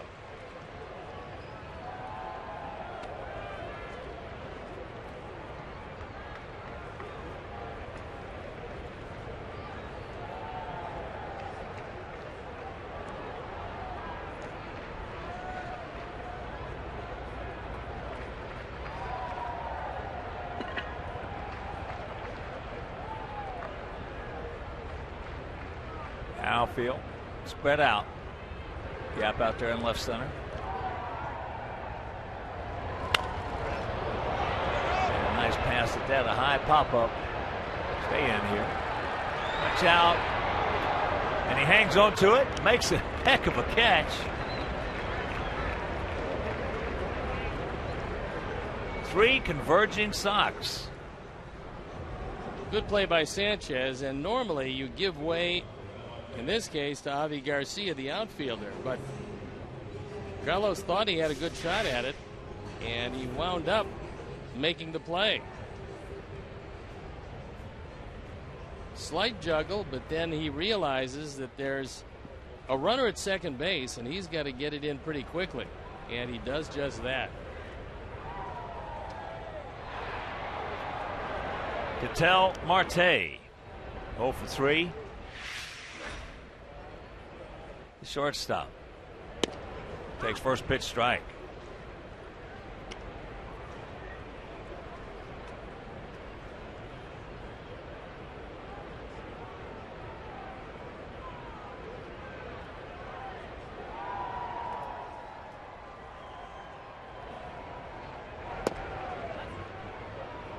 Outside.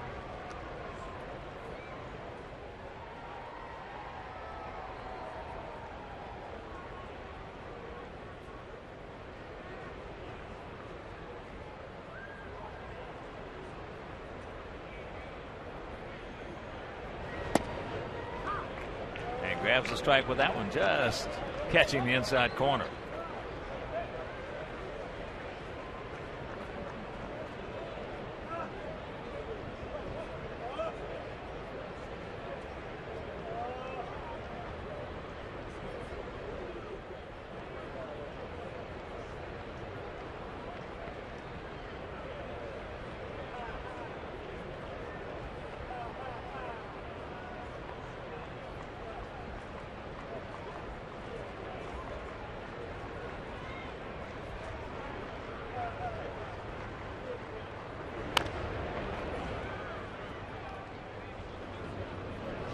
Two on, two out. 1-2 the count. You're just tuning in. We scored 1 in the second. They scored 4 in the third. They came right back with 3 in the fifth. And we came right back with 5 in the top of the sixth. So Albert's trying to pitch out of this 2 on, nobody out jam.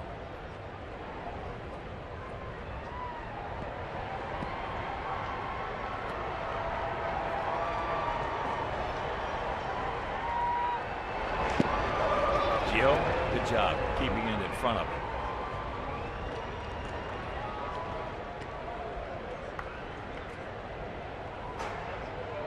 That stop makes a big difference because the runners both move up 90 feet if that one gets by, and a base hit will score 2.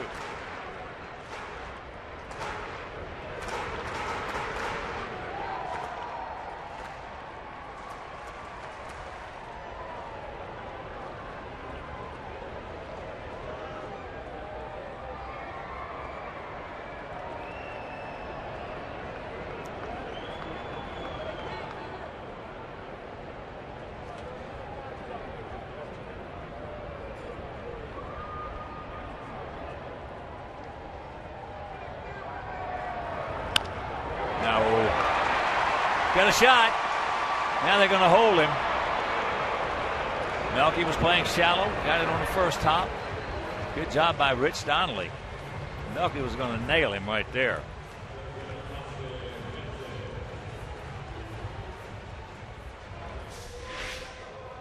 Even if your runners don't do it, your coaches have to do it, and that's know exactly where the outfield's playing and the arm strength and accuracy. And Melky had all the best of it here. There was no doubt Seager was going to get gunned down by 30 feet. So Donnelly holds him right there. And leave it up to Austin Jackson. Jackson was 2 for 3 with 2 runs scored. Takes first pitch strike.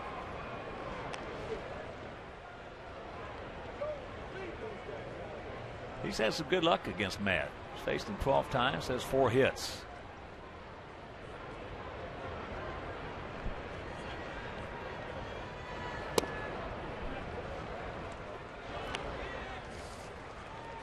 Time now for the AT&T Uverse Multiview.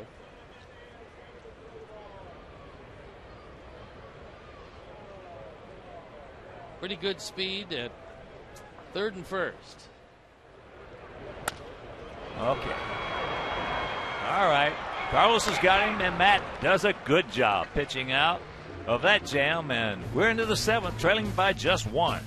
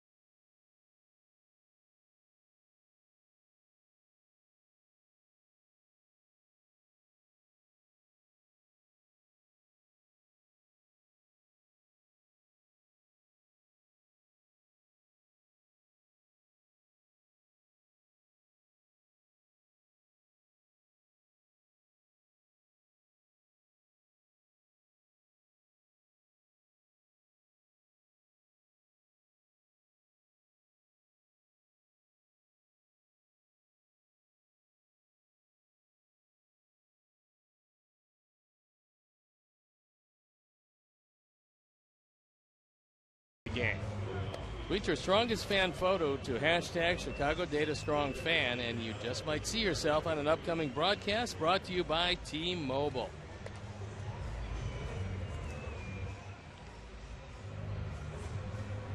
Mike Zunino, who started the game last night, comes into the game behind the plate.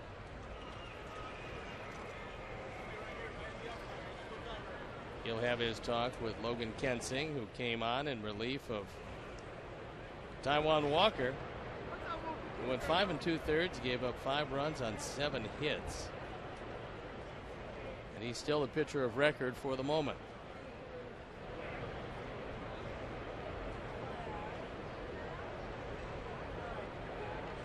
Here is Gio. Gio takes ball 1.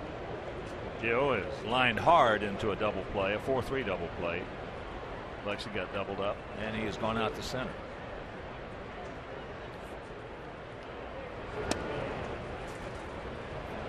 Two 2-0 the count.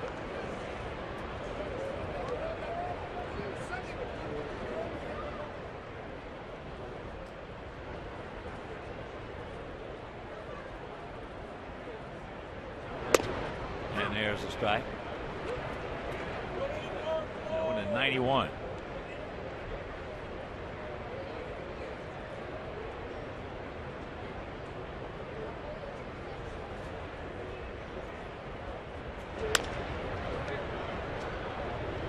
Count evens at 2.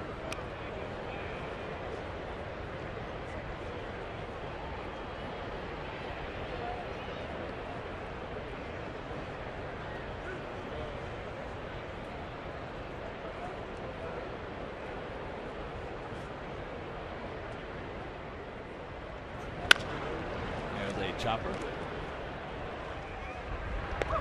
Marte, 1 out.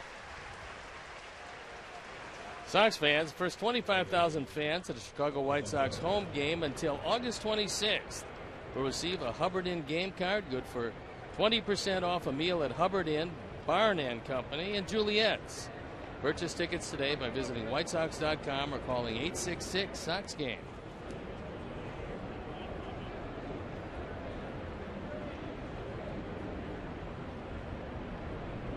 Here's Carlos. He's 0 for 2. Takes ball 1.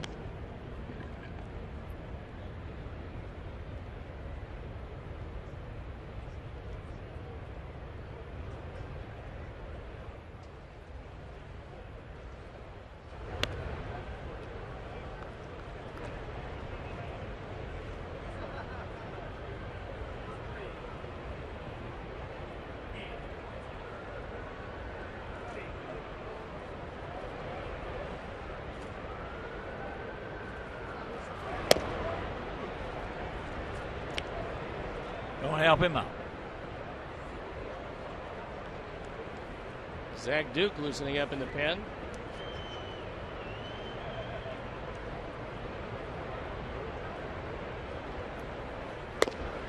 There's a strike.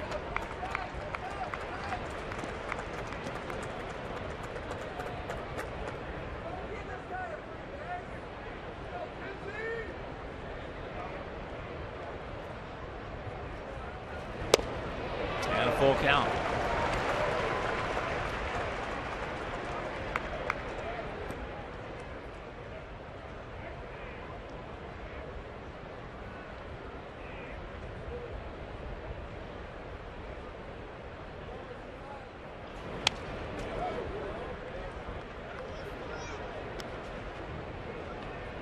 Get on for it.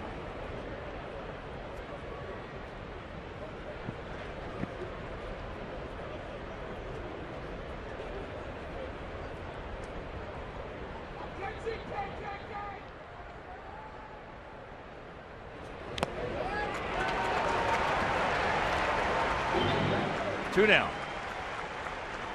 Threw him a slider, and that one barely had the zone. Actually, a pretty decent pitch. He was able to get probably the top seam of it right into Zunino's glove.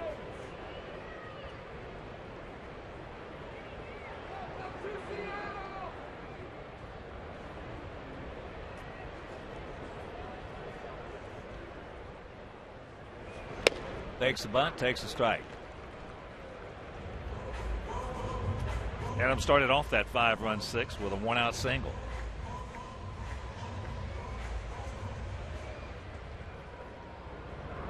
It's only men really meant to light him up right here.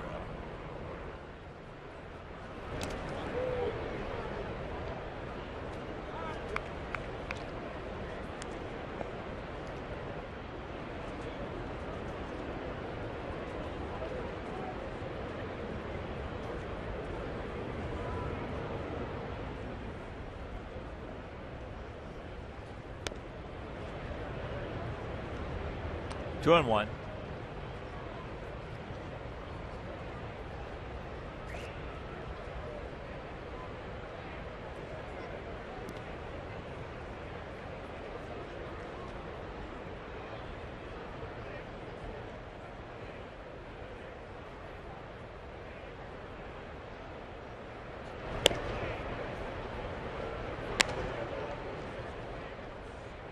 Three and one with Saladino on deck. Seattle bullpen continues to work.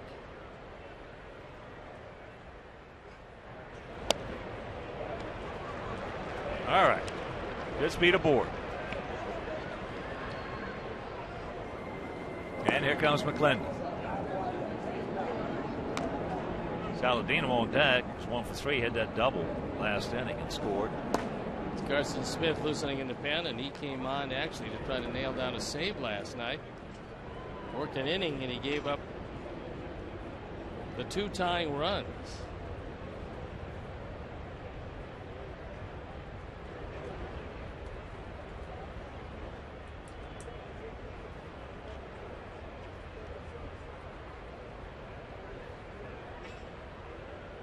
Floyd wants to spend a little time out there to allow Smith to continue to get loose. And now he's going to point to the pen, and that's going to be it. So Kensing will depart. Smith will come in. We'll step out and be back after these messages.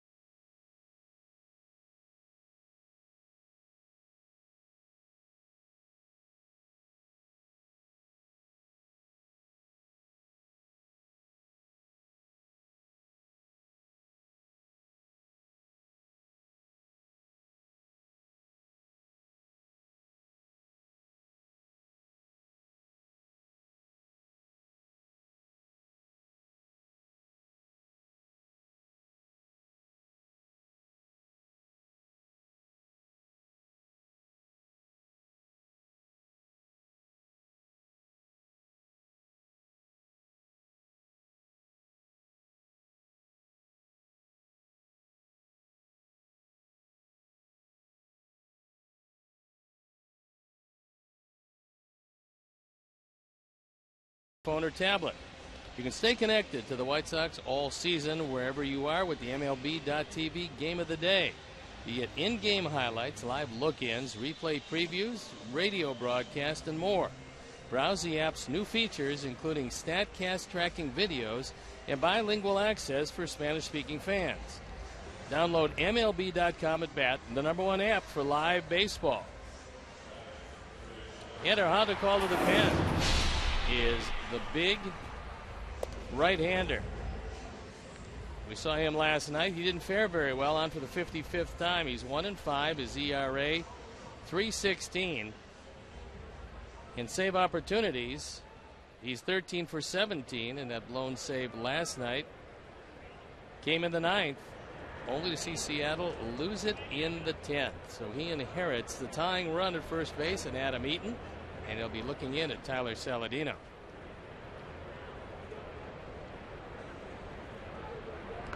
Ordaway.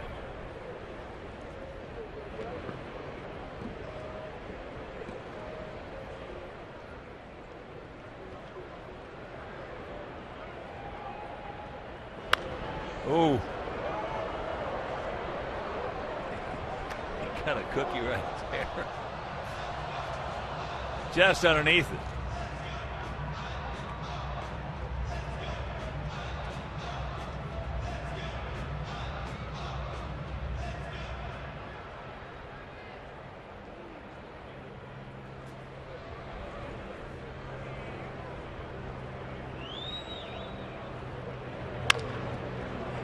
A chopper two hopper, double clutch, and that'll retire the side. 7th inning stretch is 7-6 Seattle.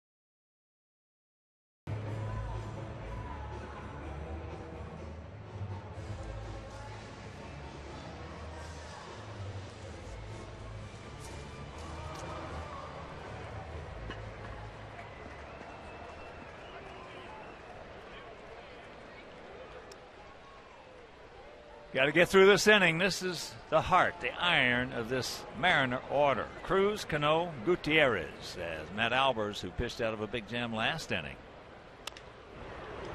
There's that good movement. So 1 pitch, 1 out. Cruz now 1 for 4 with a 2-run double and a run scored. That coming back in that 4-run third for Seattle. And here comes Robin. So another good job by Matt Albers.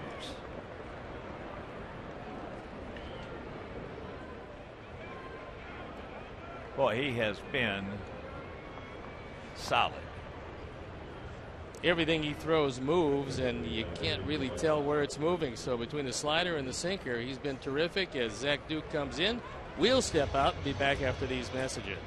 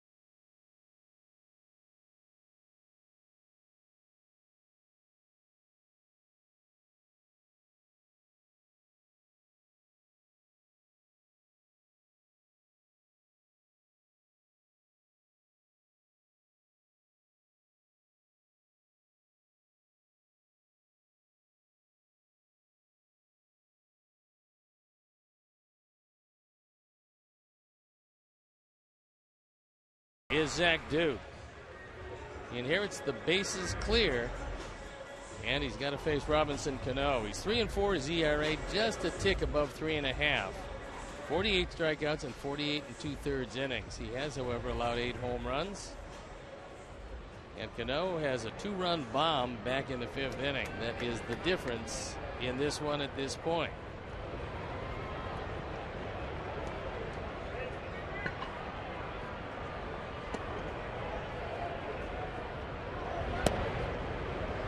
Oh for 3 against Zach Duke. Cano's got 29 doubles this year. His next double is going to make 11 consecutive 30-double seasons. That's pretty impressive. Well, clubs don't give a guy $200+ million unless he can do something. 240, and they decided to try to build a club around him. They got Cano. They brought him in last year. They got Nelson Cruz, brought him in this year, and also brought Trumbo. But oh, that bullpen. That's the whole thing. You just hit it. I mean, that's ends the conversation. I don't care who you put out on the field. It's what you bring out of that bullpen. It's either going to make you win, lose, or draw. One of the two, or 3. Well, they believe that that bullpen would be close to as strong as it was last year, and it hasn't even been in the neighborhood. And yet our bullpen is so much better than it was last year, and here we are languishing. Well, early in the season, as you do recall, between the defense and trying to score some runs, it was problematic even with a good bullpen. Defense. That's what got us off to a bad start. That's the first rule in the game, is catch the ball. Second rule in the game is don't mess with Joe West.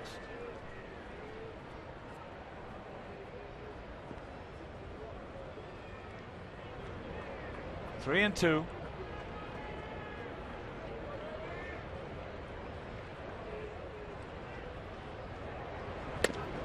Whoa. I don't know how he didn't get hit by that one, but he didn't. Either.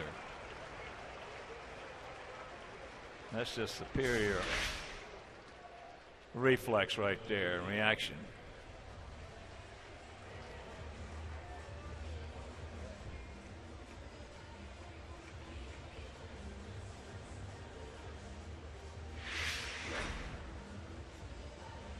Mariners know that if they can keep Franklin Gutierrez healthy, they've got an offensive force. Just outside.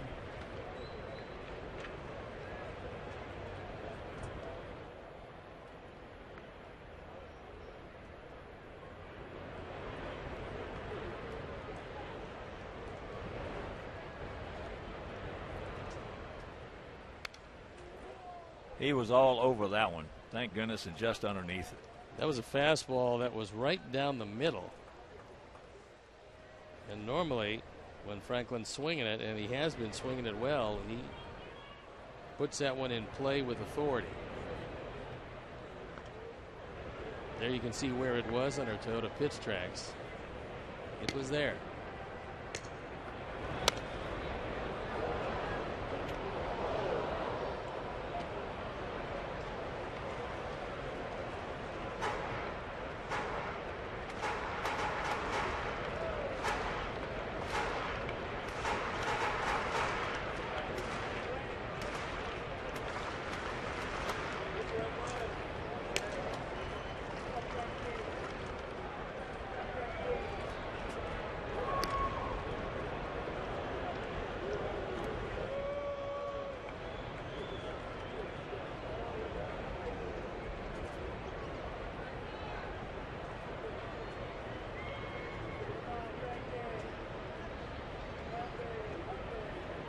One and two, one out. Yes, he gone. Backdoored him. Beautiful pitch by Zach. Jim Wolf rings him up. And we'll take a look at where this one appears. It has the entire outside corner. Good pitch. Gutierrez gave up on it. Now get past Seager, you get out of the inning.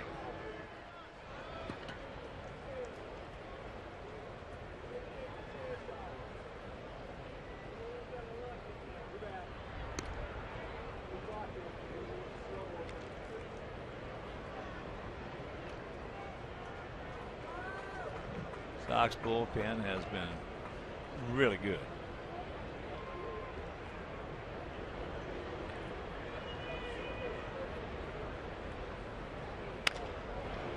Good pitch. He's just going to take the easy out right there. All right, we're into the eighth. We trail by one.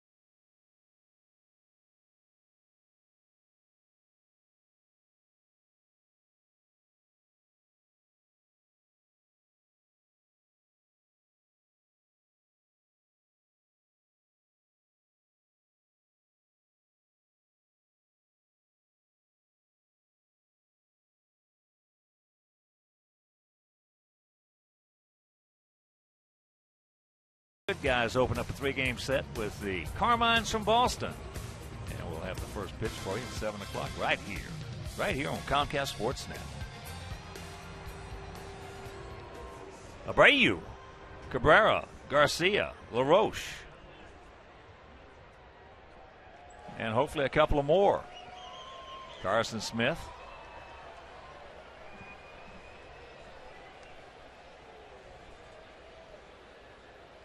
7-9-0 for them, 6-8-0 for us.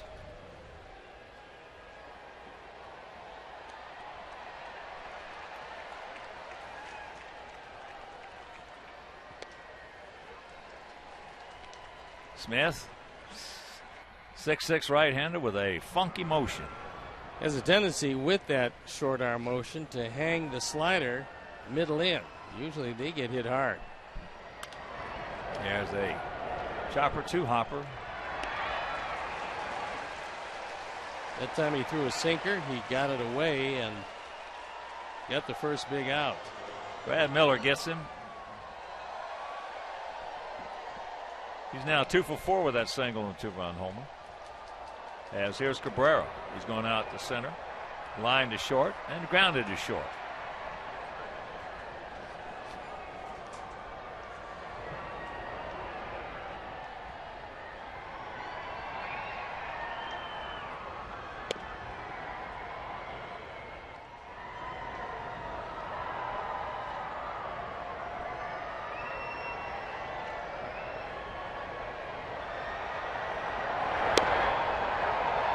That strike evens the count at 1. Outfield exceptionally deep all the way around, even with nobody on there, forced into a no double set, and they could hardly be any deeper and stay in the park.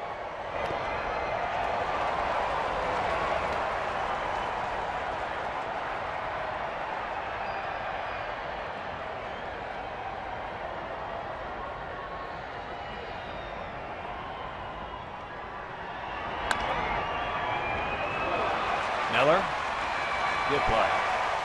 Well, that was an outstanding effort because that looked like it was ticketed for right field. And Brad Miller, who started in the outfield last night, only to move to second base today, and who's normally a shortstop, was able to make the play to his left. A one-hop rocket.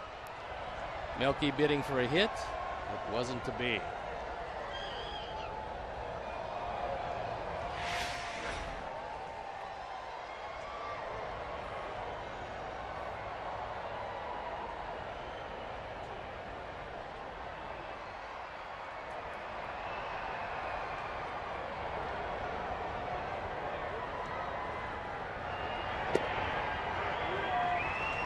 There's a strike to Javi. Javi 1 for 3, a single, and a run scored.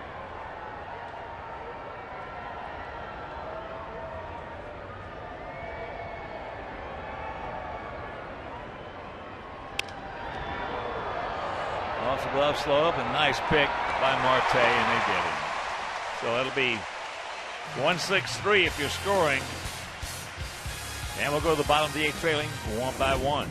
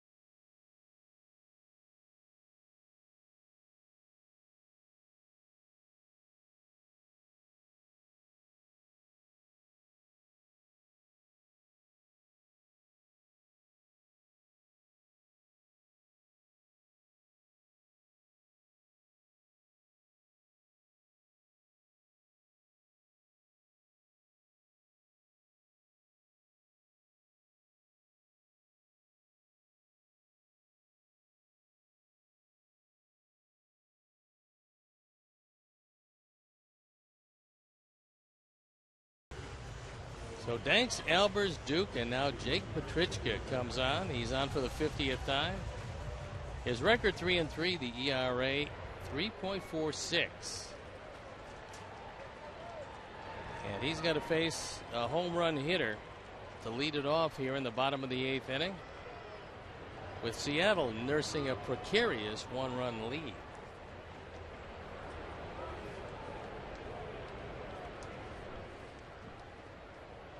Trumbo 1 for 2, a double. That started off that 4-run third for the M's. Fouls that one back. And Kansas City scored 4 times in the top of the 9th inning to beat Boston 8-6.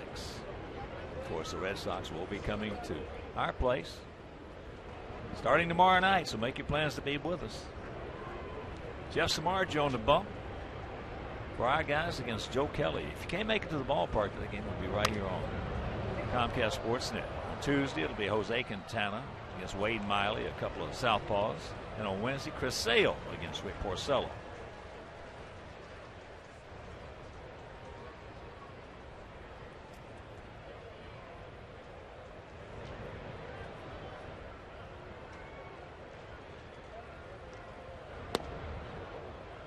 He gone. That's what it looks like coming up. The Red Sox for 3, and then the same Seattle Mariners for a 4-game series. Then after the Monday off day, it's on to play the Twins. 3 with them, and then 3 with Kansas City. Always tough in Kansas City, and those Royals still sailing right along. Moustakas went 3 for 5 with 4 RBIs in that game. Moustakas hitting at 274 on the season. Had a couple of doubles, a homer.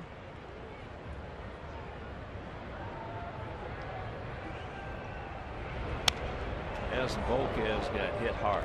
6 2/3, 9 hits, 6 runs earned.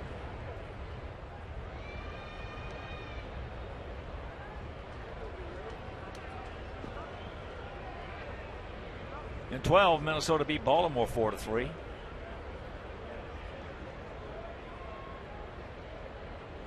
Perkins over Mattis.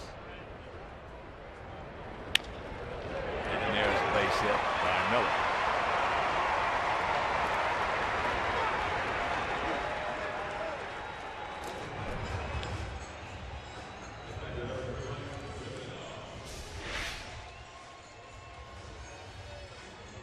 Jake takes a little something off this one. It's a straight change, and Miller able to stay back and take it through the right side. So Mike Zunino will now come in the game. For his first at bat, he was inserted behind the plate as Smith pinch hit for Sucre in the 6th inning.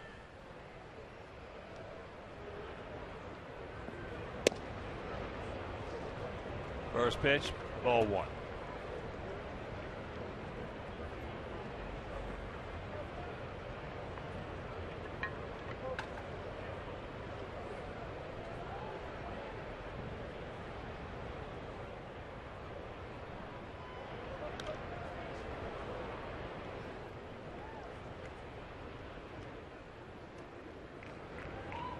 Cleveland beat the Yankees 4-3 in the Bronx. Shaw over Betances. Cody Allen his 26th save. Texas beat the Tigers 4-2 in Detroit. There he goes. And that pitch is out of play.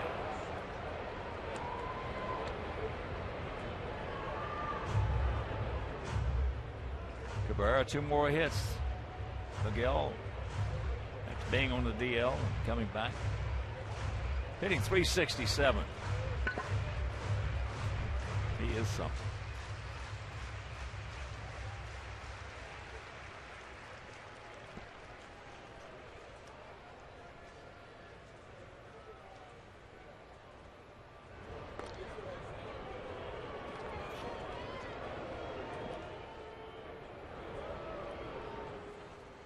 Toronto wound up beating the Halos 12-5. Encarnacion 4 for 4 with 4 RBIs.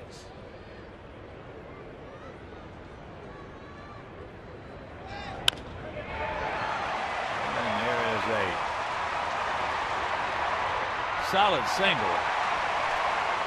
So 1 out, runners at the corners.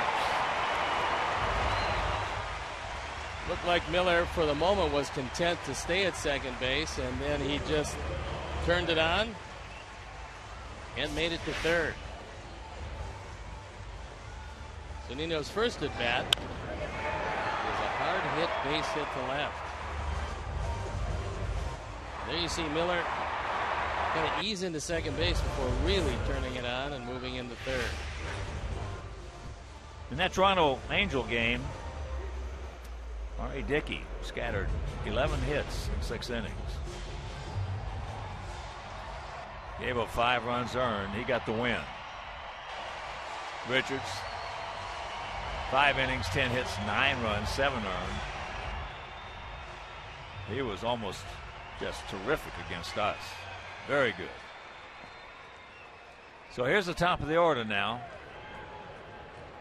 Cattell, Marte, who is 1 for 4 with a run scored and a stolen base. Infield, second, third, halfway.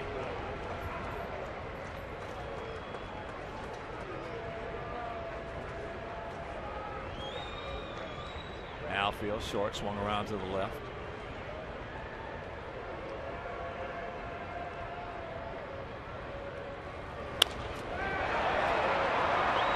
That's going to get the job done.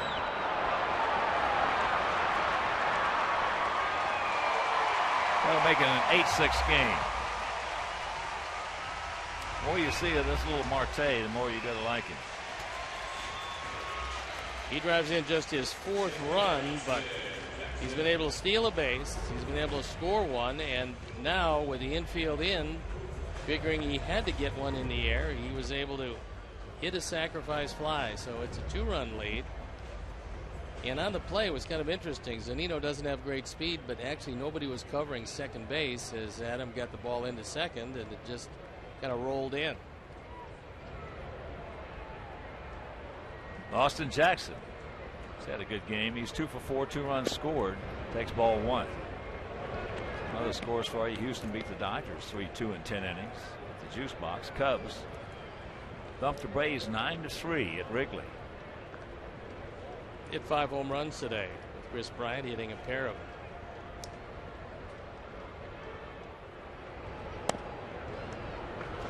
Two 2-0.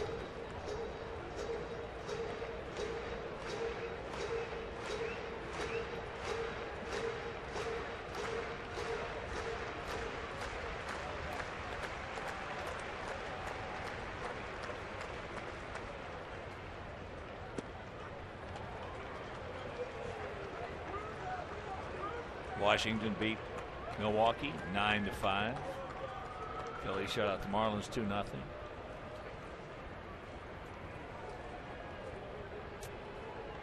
Three 3-0 the count here, with 1 in, 1 on, and 2 out.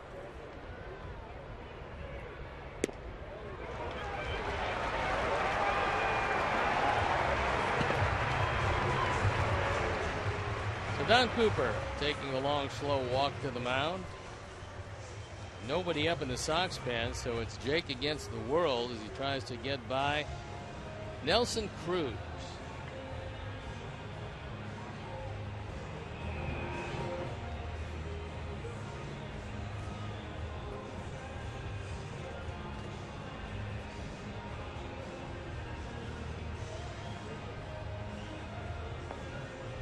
Gives him a little pep talk and then back on his way to the dugout. And at Houston, 3-2 win over the Dodgers. Jason Castro got a walk-off homer in the 10th.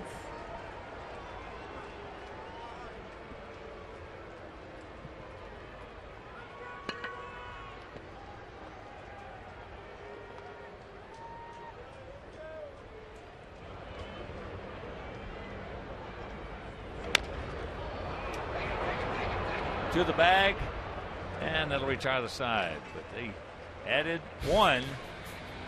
We're into the 9th. We need 2 to tie.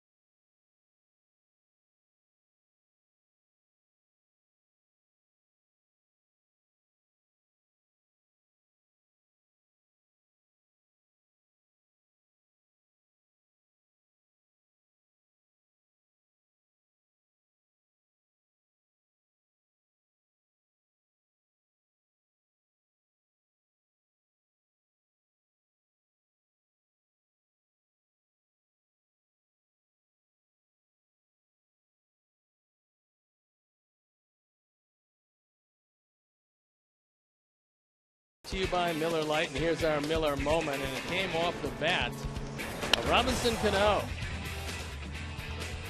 This against Johnny Danks, and this home run coming in the 5th inning. It's a 2-run shot. At the time, it made it very comfortable, 7-1. But the Sox came back to make it 7-6. They now trail 8-6. And Logan Morrison comes in the ball game. He's going to play defensively at first base. And there's a look at Tom Wilhelmsen, who we saw in this series in a non-save capacity. He threw the ball very well in the game that we saw him. A couple of years ago, he was their everyday closer, then lost that particular spot. And there is no doubt that this team is in desperate need of somebody who can close consistently. They're putting the shift on as Seager moves out there. First base out of second on the outfield grass. And here is Adam. And here's what he did in the 6th with a man aboard. At the time, this made it really interesting against Logan Kensing, who came on to try to relieve Walker. That made it 7-6.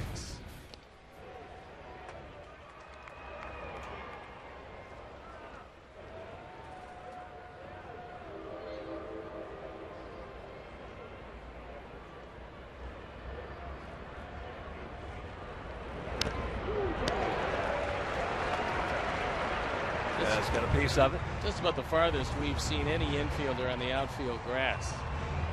Almost looks like a softball alignment. He's way out there.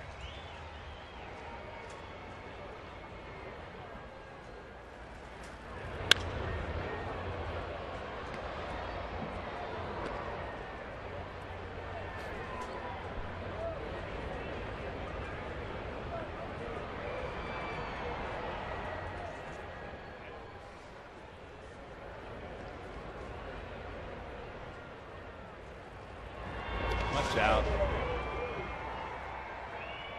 There's another one. I'm not sure how that missed him.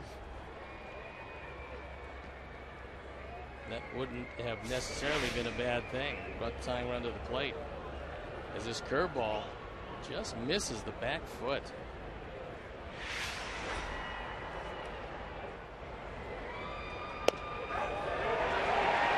That pitch was outside. I'm a son of a gun. We have had some terrible 9th inning calls on this road trip against our guys. Terrible. I think Zunino told you what he thought of it as he tried to drag it back over the corner.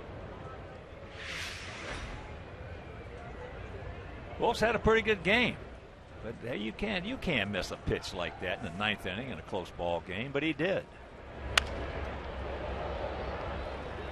And that Anaheim, that first game there was just ridiculous. And the 3rd game.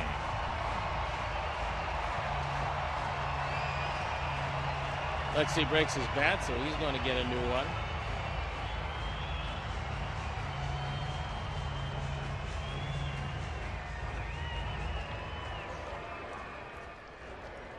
Some of the guys were asking me after that Anaheim series. There's a ground ball.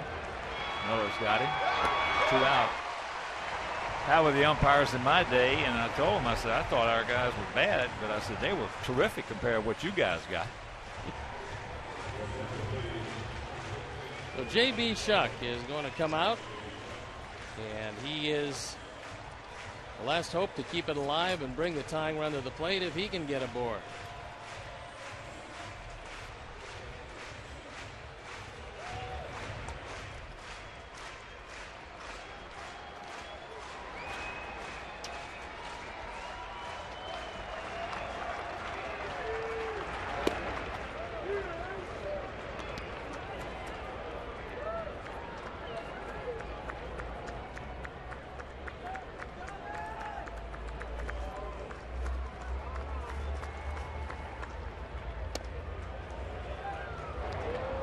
Turno.